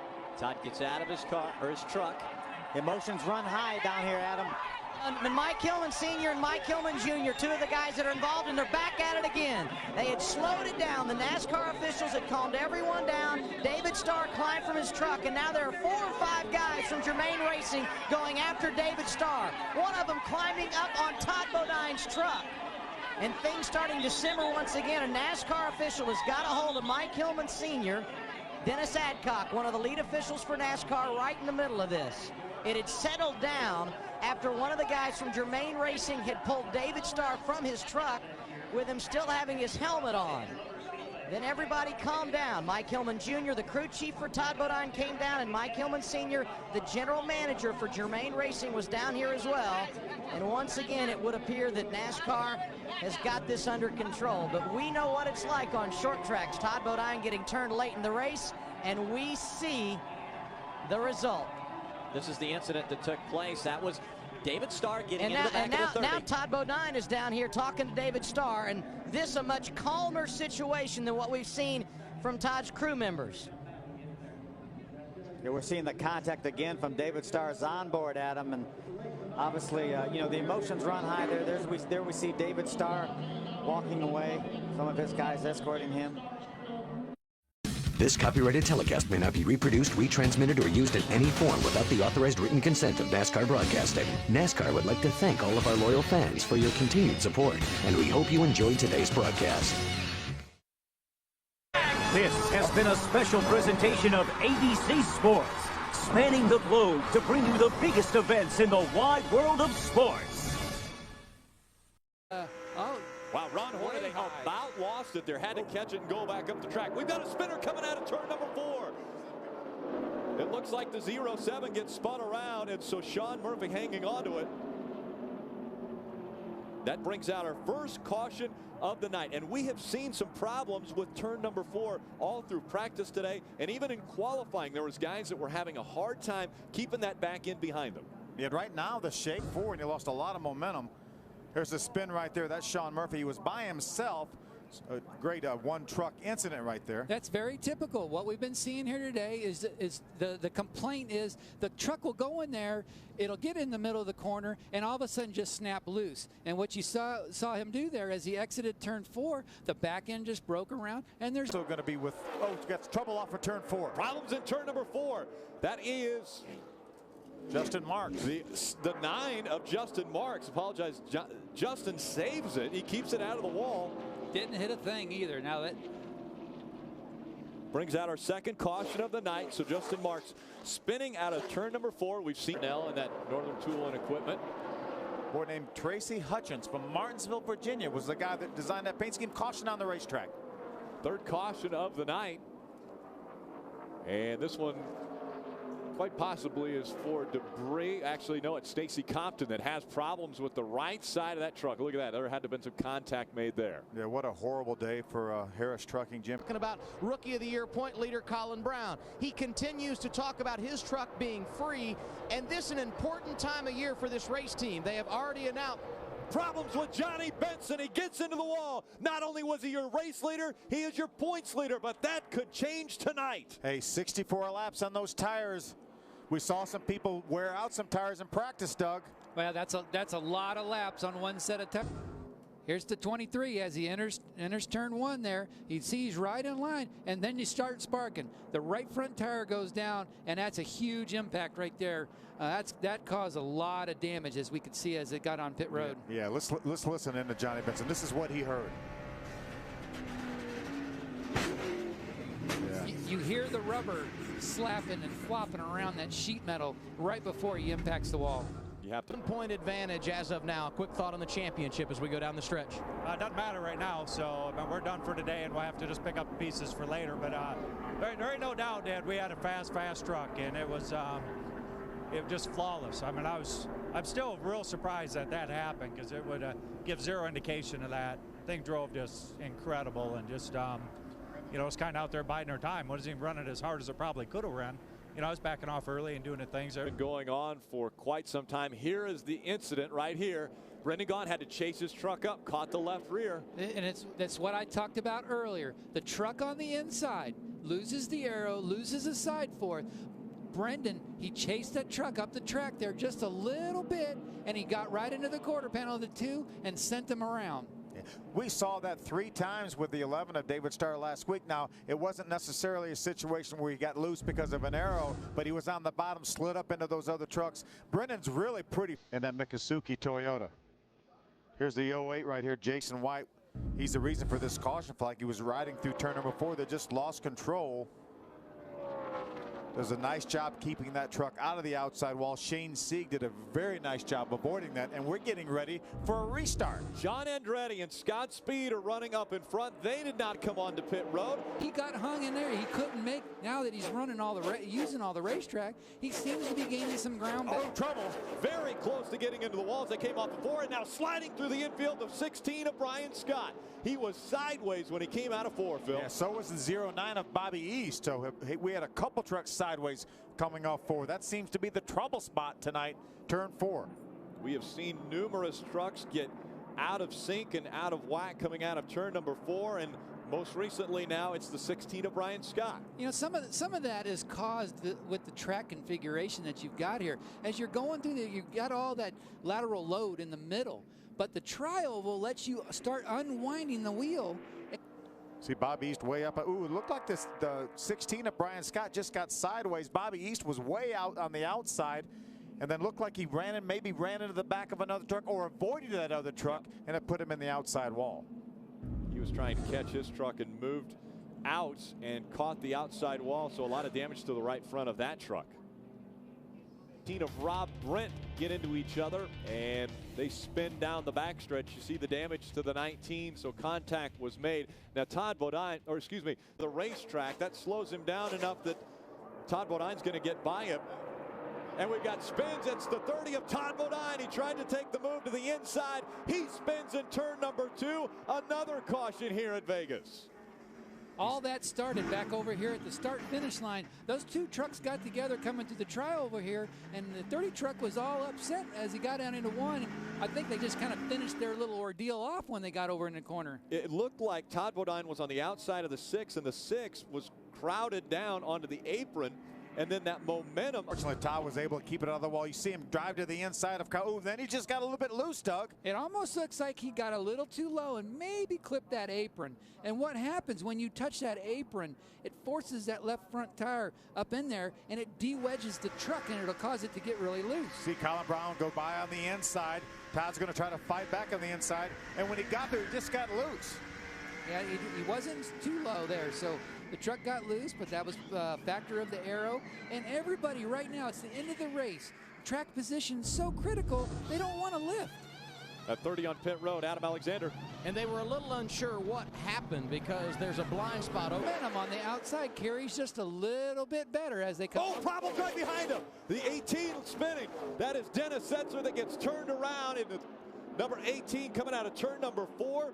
We have seen that so many times tonight. Looked like the 51 of Shane Sieg was also involved in that incident.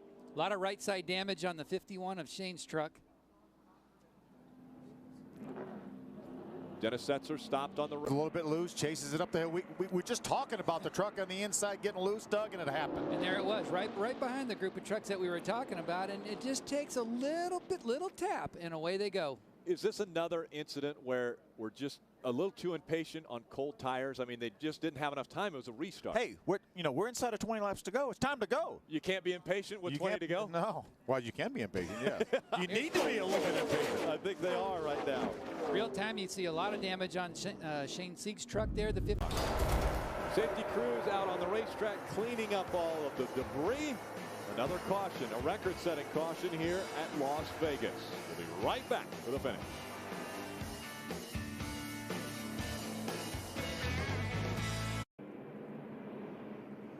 Welcome back. This time they're all over the back bumper.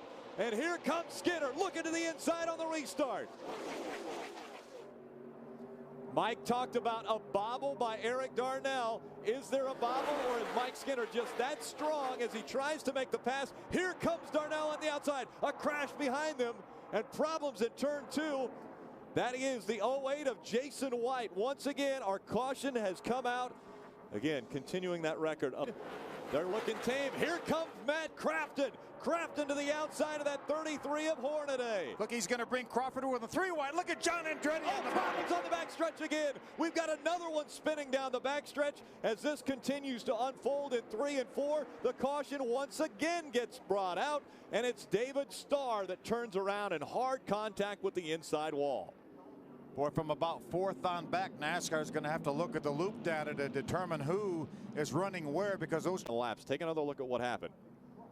A little contact right there. Looked like the 16 maybe of Brian Scott made some contact with David Starr around David. It went pretty hard contact with the inside wall. A lot of damage right there to the number 11 Red Horse team. Todd Bodine just barely creeped by on the inside. Yep. He gave David plenty of room, just avoided David.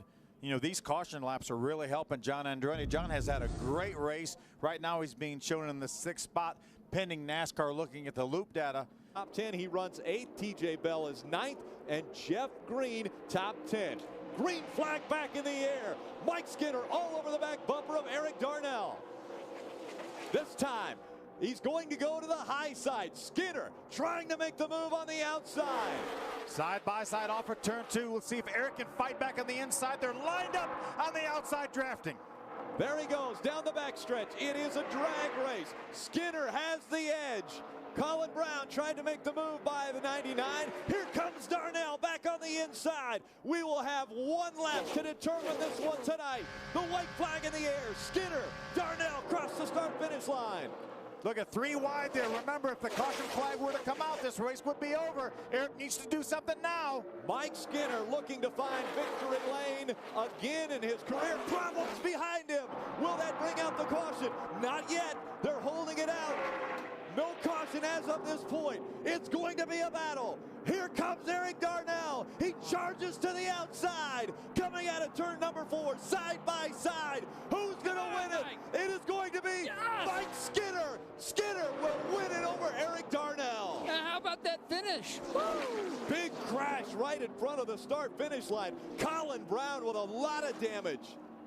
What an unbelievable finish. Congratulations. The winning crew chief. We could do the interview right here. Just taking place here in Las Vegas. Saw Brendan in the middle there. The 7 of TJ Bell came down a little bit.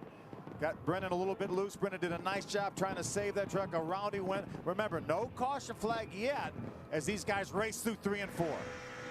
There's another view. You see Brendan got a little bit loose. Actually had to chase it up the hill. Made a little bit of contact with TJ Bell. Brendan did a nice job trying to save that truck. And here comes a battle for the win. Eric Darnell makes a great... Separated for the win. 1 point in the championship battle. Horse racing team. Good looking truck too. Zachary's a company that focuses on planning, building, and renewing. Here they come.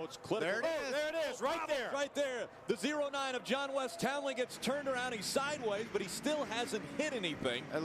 It all worked out for John West Townley. Todd Bodine got into the back of John West, and you talked about it, Phil. Inexperience and experience.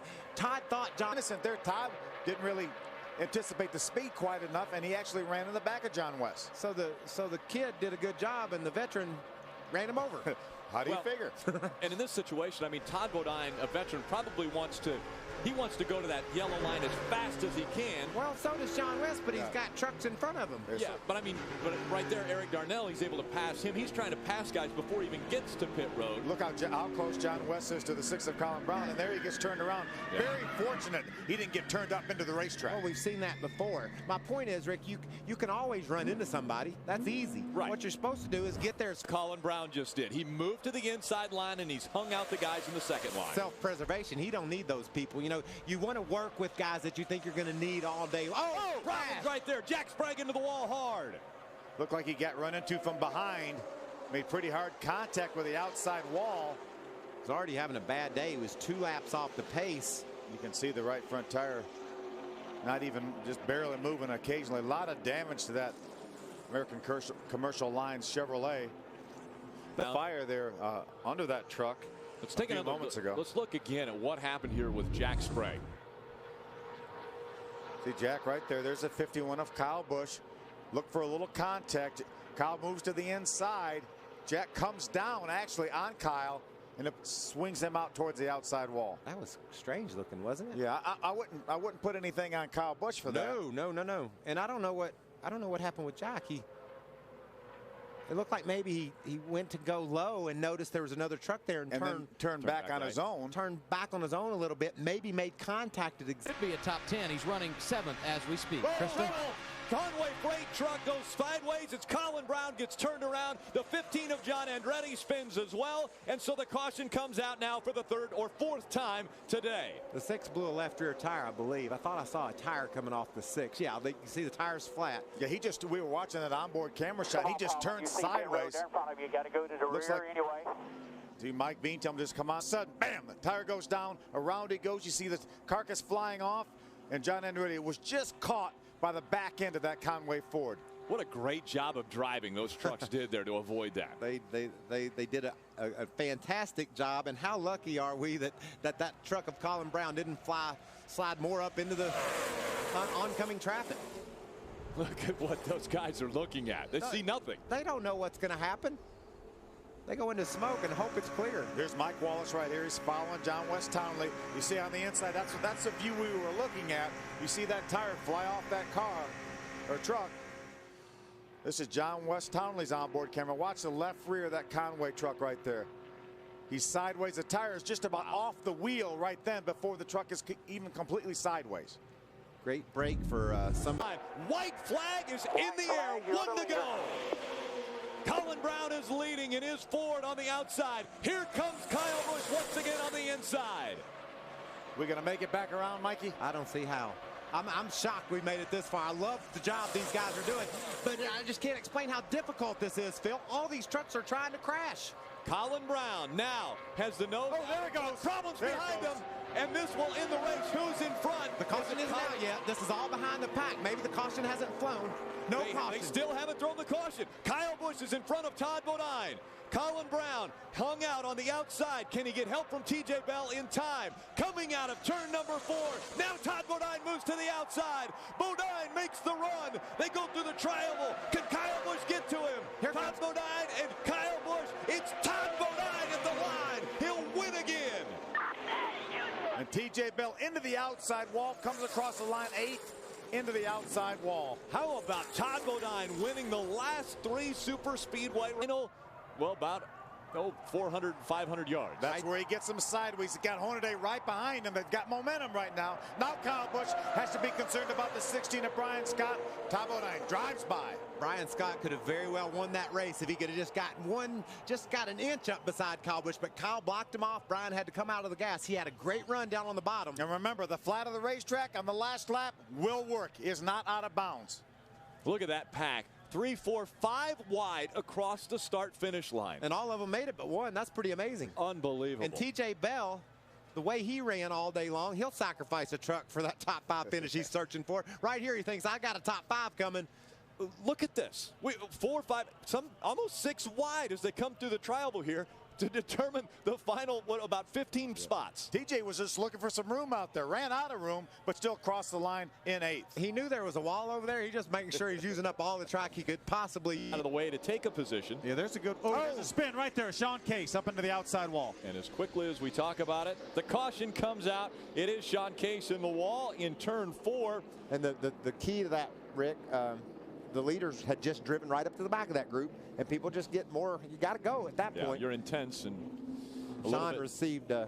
Sean was on the outside. Not sure if he had any contact. Pit strategy, and right now we see here comes the 33. As you see a look at the 9 getting turned around, but the 33 of Ron Hornaday's down there on pit road. Adam. And his teammate coming in as well. It's going to be fuel. Looks like it might work. They made it. Amazingly enough. Still too wide around this racetrack, and we got a problem there. Dustin Skinner up into the wall. Looked like the 21 of John Wood got into the back of Dustin and actually turned his truck a little bit to the right when Dustin was trying to get turned to turn down in the corner. There's damage to the right side of that race truck, but we still have no caution. It's got the right front toe knocked way out there, Phil. Yeah. Oh, and there the caution's going to come out. We've got a problem in turn 2 as well. The 0 of Chris Jones gets turned around. Well, now we're starting to work a little bit closer back to our average. Yeah, we're 2 and 44 laps. We got it down to 22 laps before we have an average caution. We're not going caution free. Dustin Skinner and his problems that he had. He just got hit in the back by John Wood. You can see the front end of Wood's truck caved in as Skinner goes into the wall. Yeah, John was on the back of him. They got against him going down in the corner right there. Boom. You see Dustin backed off for the corner. John didn't. He got into the back of him and just pushed his truck actually to the right almost. Dustin had the wheels turned to the left, trying to go left. And it didn't work. So Dustin. So hard. If this back end comes out from underneath of it, you're really in jail. And these guys. David Starr gets in the back of the 99. Eric Darnell goes around. David Starr got into the back of him, so Darnell slides around, and that brings out our 3rd caution of the day. Darnell did a good job of driving that thing after it was out of control, Phil. That could have easily wound up down on that inside wall hard. Made a little bit of contact with the inside wall, but you can see from that look right there, very, very little, if any, damage. Not enough to hurt anything. On the left front. Let's take another look here. He changed lanes a little bit. Thought he might be able to shift down and get under his teammate, and David Starr's nose was in there already. That's a racing deal, more or less. David was already there, already right on the bottom, right next to the curb. Going to absolve him from any blame, right? You see David right there. Eric just going to try to get underneath the 6 of Colin Brown, and just not quite enough room to make it. Good job, though. I'm telling you. Just a little contact. Back in Dennis, that's their 3rd.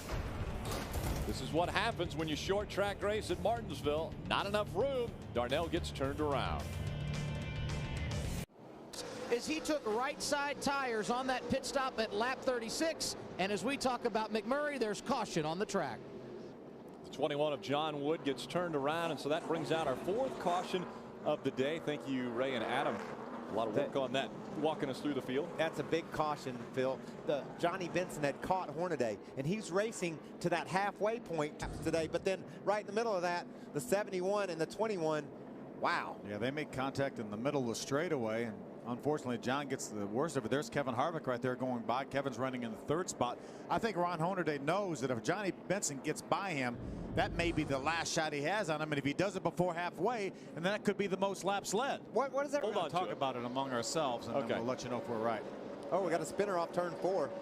Is that Jeff Green? Jeff Green in the 40 gets turned around, and that will bring out the caution. This is the 6th caution of the day. Now, up to this point, we have only had 25 laps of caution, and we only have about 60. Lonnie Benson and the 33 of Ron Hornaday. Here's Jeff Green getting turned around. It looked like he just jumped out from under him. The 71 of Ben Stancil was beside him. Take a look at this from the. It looks like there was a little contact from the 71 of Ben Stancil, but it looked like it was a kind of a chain reaction thing. They all stacked up. Alexander. You can see these guys battling for right around 18th or 19th place. Check out Eric Darnell. See him on the outside right there with the 5 of Mike Skinner. Whoa, he gets big time loose. Oh, problems with the 6. Colin Brown gets turned around. That brings out another caution for us. He was running in the top 10. Kent comes off the corner, makes some pretty hard contact. Looked like the 88 possibly of Matt Crafton was behind him, Don't know if there was any. He was trying to hold his truck down off of Donnie Leah. He had driven up on the inside of Leah, had the wheels cut to the left with the gas wide open. It just jumped out from underneath of him.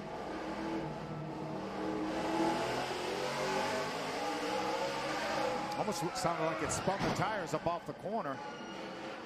He could have got been gotten back up by the 88 of Matt Crafton, lifted the rear tires off the ground. Yeah, couldn't tell. Certainly. And so a lot of damage to that race truck. No caution though, Rick. He kept her going. NASCAR left the green flag out. I love that. I love they're letting these guys race. Well, he's not right now in the way. It happened to Colin Brown. Here he is going in the corner. He's going to get on the front. I think he got some help. Yeah, he did for sure. Like he did get some help. Did a nice little 360, maybe not even into the outside wall, and away he went. Welcome back to the Kroger 200. David Starr makes the hard left turn behind the wall and into the infield area. He has just got into the wall. Take another look at this. He's racing. Got into the wall. Take another look at this. He's racing with the 16 of Brian Scott. Brian gets to the inside. They get down to the corner, just make some contact. The Zachary Toyota makes some pretty hard contact with a outside wall. Here's Direct TV hot pass. Hermie Sadler. He's seen everything. He's giving us great. He's used to being informative. That's what you do on hot pass. You teach everybody what's happening. Hermie's just riding around trying to find the next issue, and he's going to show it to you. And we're riding shotgun with it because his teammate couldn't keep up with him earlier, and now he's right there with him. I really don't think we're going to see Kevin go by Ron because, again, Kevin knows that's 5 points. I think if spinning a backstretch, caution flag is out. And again, Jeff Green again. The 9th time the caution has come out. This time it's for Jeff Green on lap 191. We were reeling in the final laps of this race. No lap trucks down on the inside of our leaders, so it's going to be Johnny versus Ron without anybody for Johnny to pick Ron off on. And who better to have a restart on Hornaday, and he's right behind Johnny Benson on this restart. See Jeff Green gets hooked by Sam Hornish. Looked like Sam moved up and Jeff was still there, and it sent Jeff's truck out of control. Yeah, Shibley Howard did a nice job avoiding that incident as Jeff Green spun right down in front of him. No free pass, no lucky dog here. Inside of checker flag, he's still rolling. The white flag is out. White flag in the air. 1 lap to go for Johnny Benson. Kevin Harvick looks like he's out as well. Kevin Harvick is weaving back and forth. Here comes Dennis Setzer now as Harvick runs out of fuel. He will pull in right beside his team truck, and now it's all Johnny Benson working his way out of turn number 4. Benson is going to win in Martinsville. Benson with that win will now take over the lead. Problems coming out of turn number 4. Brendan Gaughan gets turned around.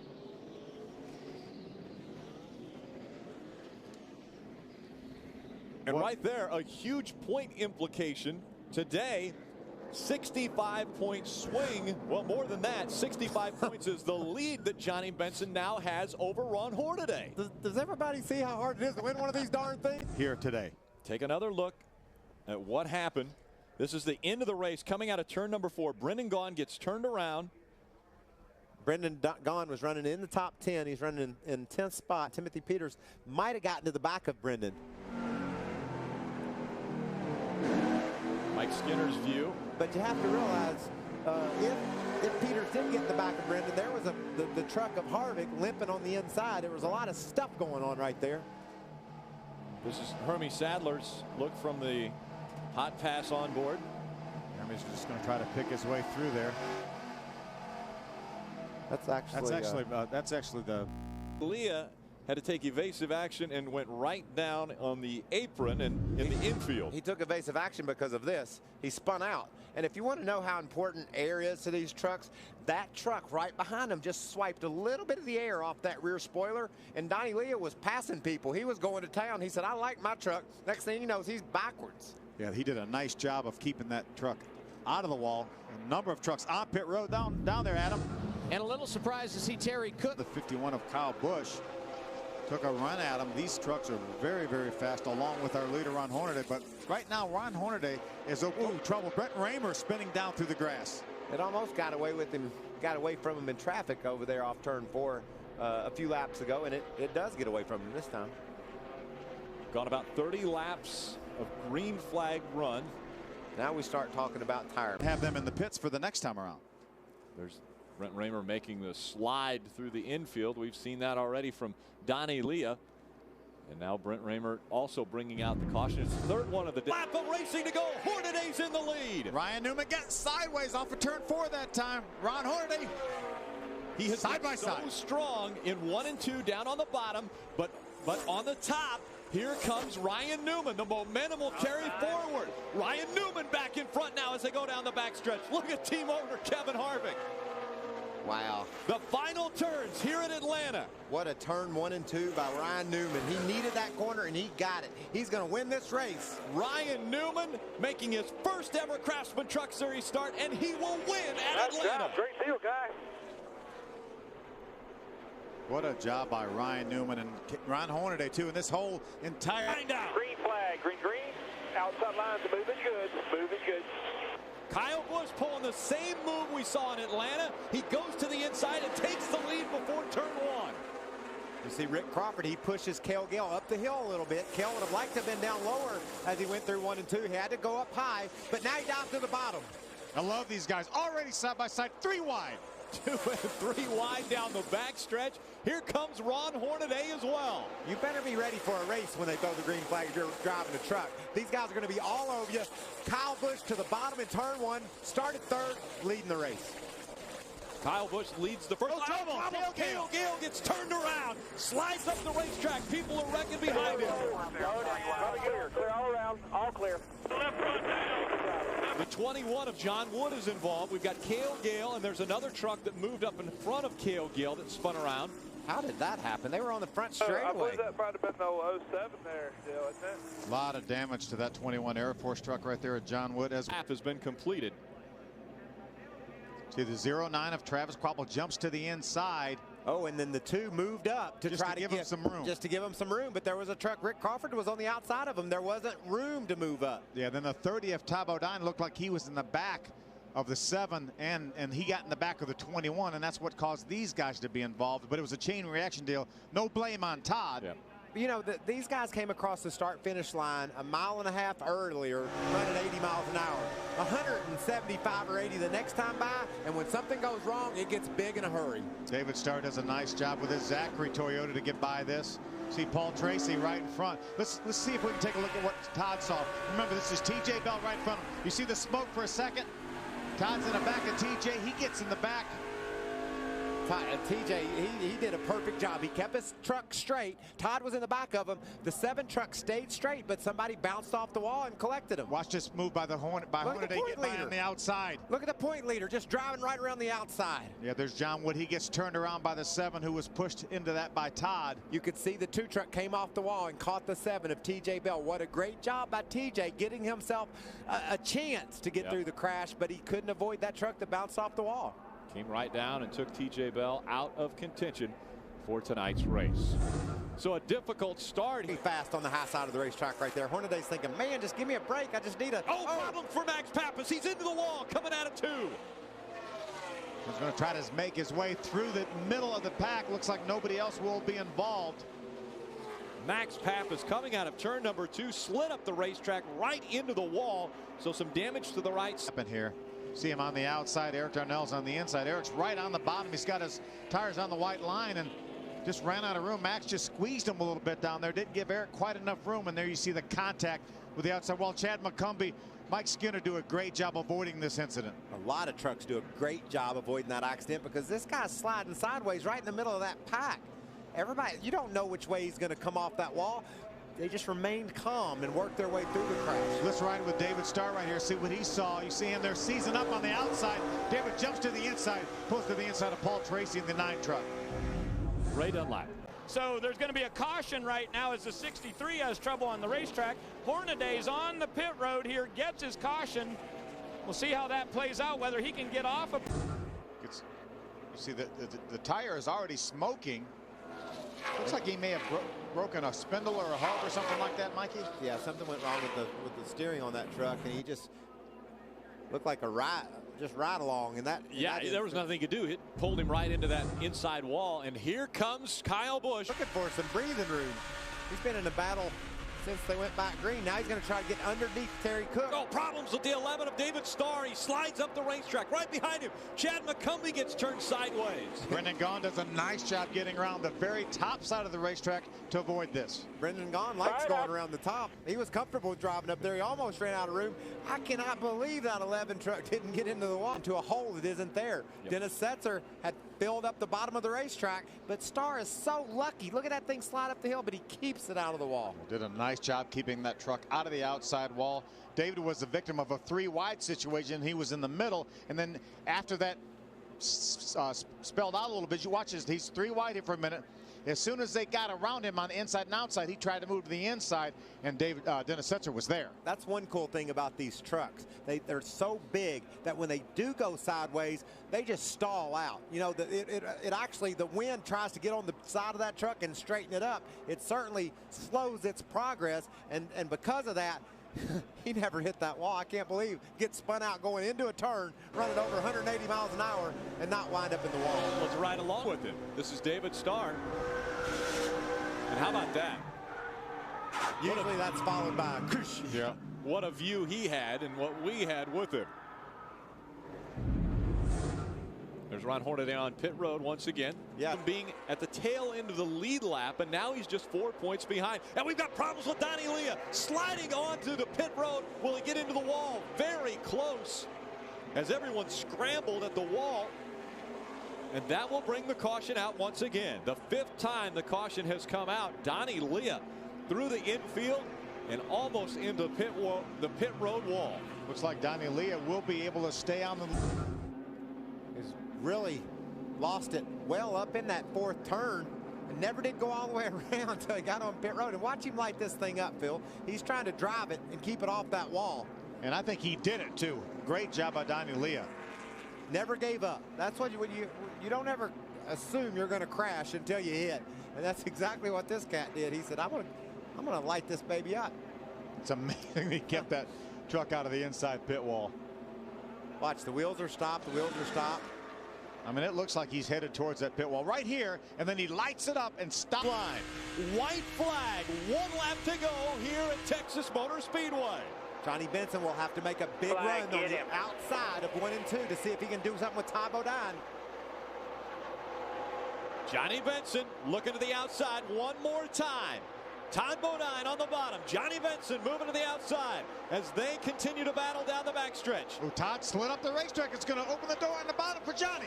Johnny Benson makes his move to the bottom. Coming out of 4 across the start-finish line. Hornaday wins in Texas.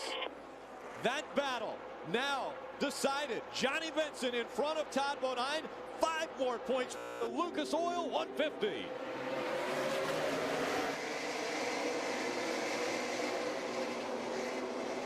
Uncharacteristic start for Kyle Busch there. He didn't jump out in front. Well, it's not over yet. This lap isn't done. He's able to hang on that right rear quarter panel, Phil. He's up beside Ron Hornaday going down into turn 3. It's very difficult to keep your truck up under you when you've got another truck on the outside. Problems already. There goes Ron Hornaday. He turns around. Into the wall he goes. The left front of the truck. And problems with the 71 getting into him as well. Johnny Benson got a piece of that. He got a piece of Ron Hornaday. Johnny Benson, yes, on the right side of that truck, more damage. These 2 trucks separated by just 6. Outside of him gives Ron plenty of room, but Ron slides up the hill and gets into Kyle Busch. Had to chase that truck up the hill. He made contact. Kyle does a nice job saving his truck, but Ron Hornaday cannot keep that truck out of the outside wall. And J.R. Fitzpatrick, who had a great qualifying effort, came in and made some pretty hard contact with the 33 of Hornaday. They're still wrecking. The track was pretty much blocked. You know, when you go down in that turn and someone's spinning like Hornaday, you got to give Kyle Busch a lot of credit. Look how high Kyle was up at the racetrack. He didn't go down in that corner and pinch Ron down. He gave him all the room he could give him, and he probably understood that Ron was loose up under him, but Kyle couldn't have done anything else. No, he really couldn't have. He got up absolutely as far as he could. Here's another look at it right here. You see him drive down in the corner. Ron is on the bottom. Kyle gives him plenty of room, but Ron has to chase this truck. He gets loose down there in the bottom. We see it happen so often, and here's a 3-time champion that it happened to. He got a little bit too loose. We heard Ron say on the radio that he had a little bit too much rear brake in it. You don't use as much rear brake getting down in turn number 3 as you do down in turn number 1. But when you have too much rear brake, it wants to slide that rear end out, and that may have been exactly what happened to Ron. Well, he he definitely entered the corner loose, and he couldn't turn the wheel to the left. You know, he wanted to turn it to the left, but he knew if he did, the back end would come around. As he slid up the hill, he had the wheels turned to the left, made contact with the truck of Kyle Busch. Look at the visibility I'm talking about. These guys are just trying to figure out a way to get through it. That's Jack Sprague right there. His Weiler.com Toyota. He makes a little bit of contact with the 40 of Mike Bliss. There's another Ron's on board. You see him had to chase that truck up the hill. He tries to get back in the throttle to keep it out of the outside wall, but unfortunately, and there's the contact from J.R. Fitzpatrick. What a desperate feeling that is when you lose control of your truck. You try to get on the gas. You're on the brakes. You're doing all you can to stay. We talked about conservative. Is that conservative? Not real. Not real conservative. And look who pokes their nose inside there. Kenny Wallace driving on the inside of John. And that is talking. Oh, we have the caution on the racetrack. Coming back to me in just a second, guys. All right. It looks as though a caution on in turn 2. It's Russ Duggar in that 89 who brings out the second caution of the night. This one doesn't include getting on your tailgate. That's no fun. Now he goes to the inside, tries to take the position away from Scott Speed, and we've got another caution on the racetrack. This time it's the 50 of Craig Wood. Another big break for Johnny Benson. Johnny had found himself 23.5 seconds behind. He was only about 5 seconds ahead. Again, there's another look at what just took place. Wow, I don't understand what happened. Smashing into the inside barrier. So a lot of damage to the right. But Brad just did a great job in his debut. Okay, Johnny's starting to flex his muscles a little bit. He's got some great trucks he's racing with. Ooh, look at Colin Brown. 6. He's going to go around. Into the wall goes Colin Brown. And that was contact with the 23 of Johnny Benson. And a caution comes out once again, the 4th one of the night. Colin was on the inside of Johnny. They were racing hard coming off turn number 4. Colin got loose on the inside there, lost control of that Conway Ford, and unfortunately a lot of damage to that truck. Now, it wasn't. I know. You see Colin gets loose off the corner, and then the 23 of Johnny Benson was right there. Johnny gave him plenty of room, but Colin just got loose on the inside. I think Richie Waters, I think he might bring Kyle Busch down pit road. If it's time to pit, if you don't have enough gas to get to the finish, you better pit now. You got to come. You got to come. Yes. You can decide later if we get a later caution to come again, but you have to come now to make sure you have enough fuel to get to the end. And maybe you just throw some gas in it. A little bit of fuel, top it off, and then head back out on. They only have about 10 green flag laps on these tires. As you mentioned, TJ's going to want him 4 tires, but the rest of these guys may come in just for a little drop of fuel. But pit road is open, and Kyle Busch is staying on the racetrack along with most of the other trucks right now that are on the lead lap. I bet you Colin Brown thought that he had gotten a little bit loose, but I bet you he thought he could save it, and the thing just hung there, Phil. But this suspension issues, that's not easy. That takes time. Replacing pieces is what that's going to happen. That takes a lot of time. You can see TJ Bell in the SpongeTech.com truck. These guys just got together entering the first. Down on the inside of TJ Bell when they get to turn 1. Ooh. Johnny's in trouble from the word go. Hard. Yeah, Johnny just expected TJ to go in a little wider, give him a little bit more room. Johnny had that inside wall coming up on his left, and they just made contact entering turn number 1.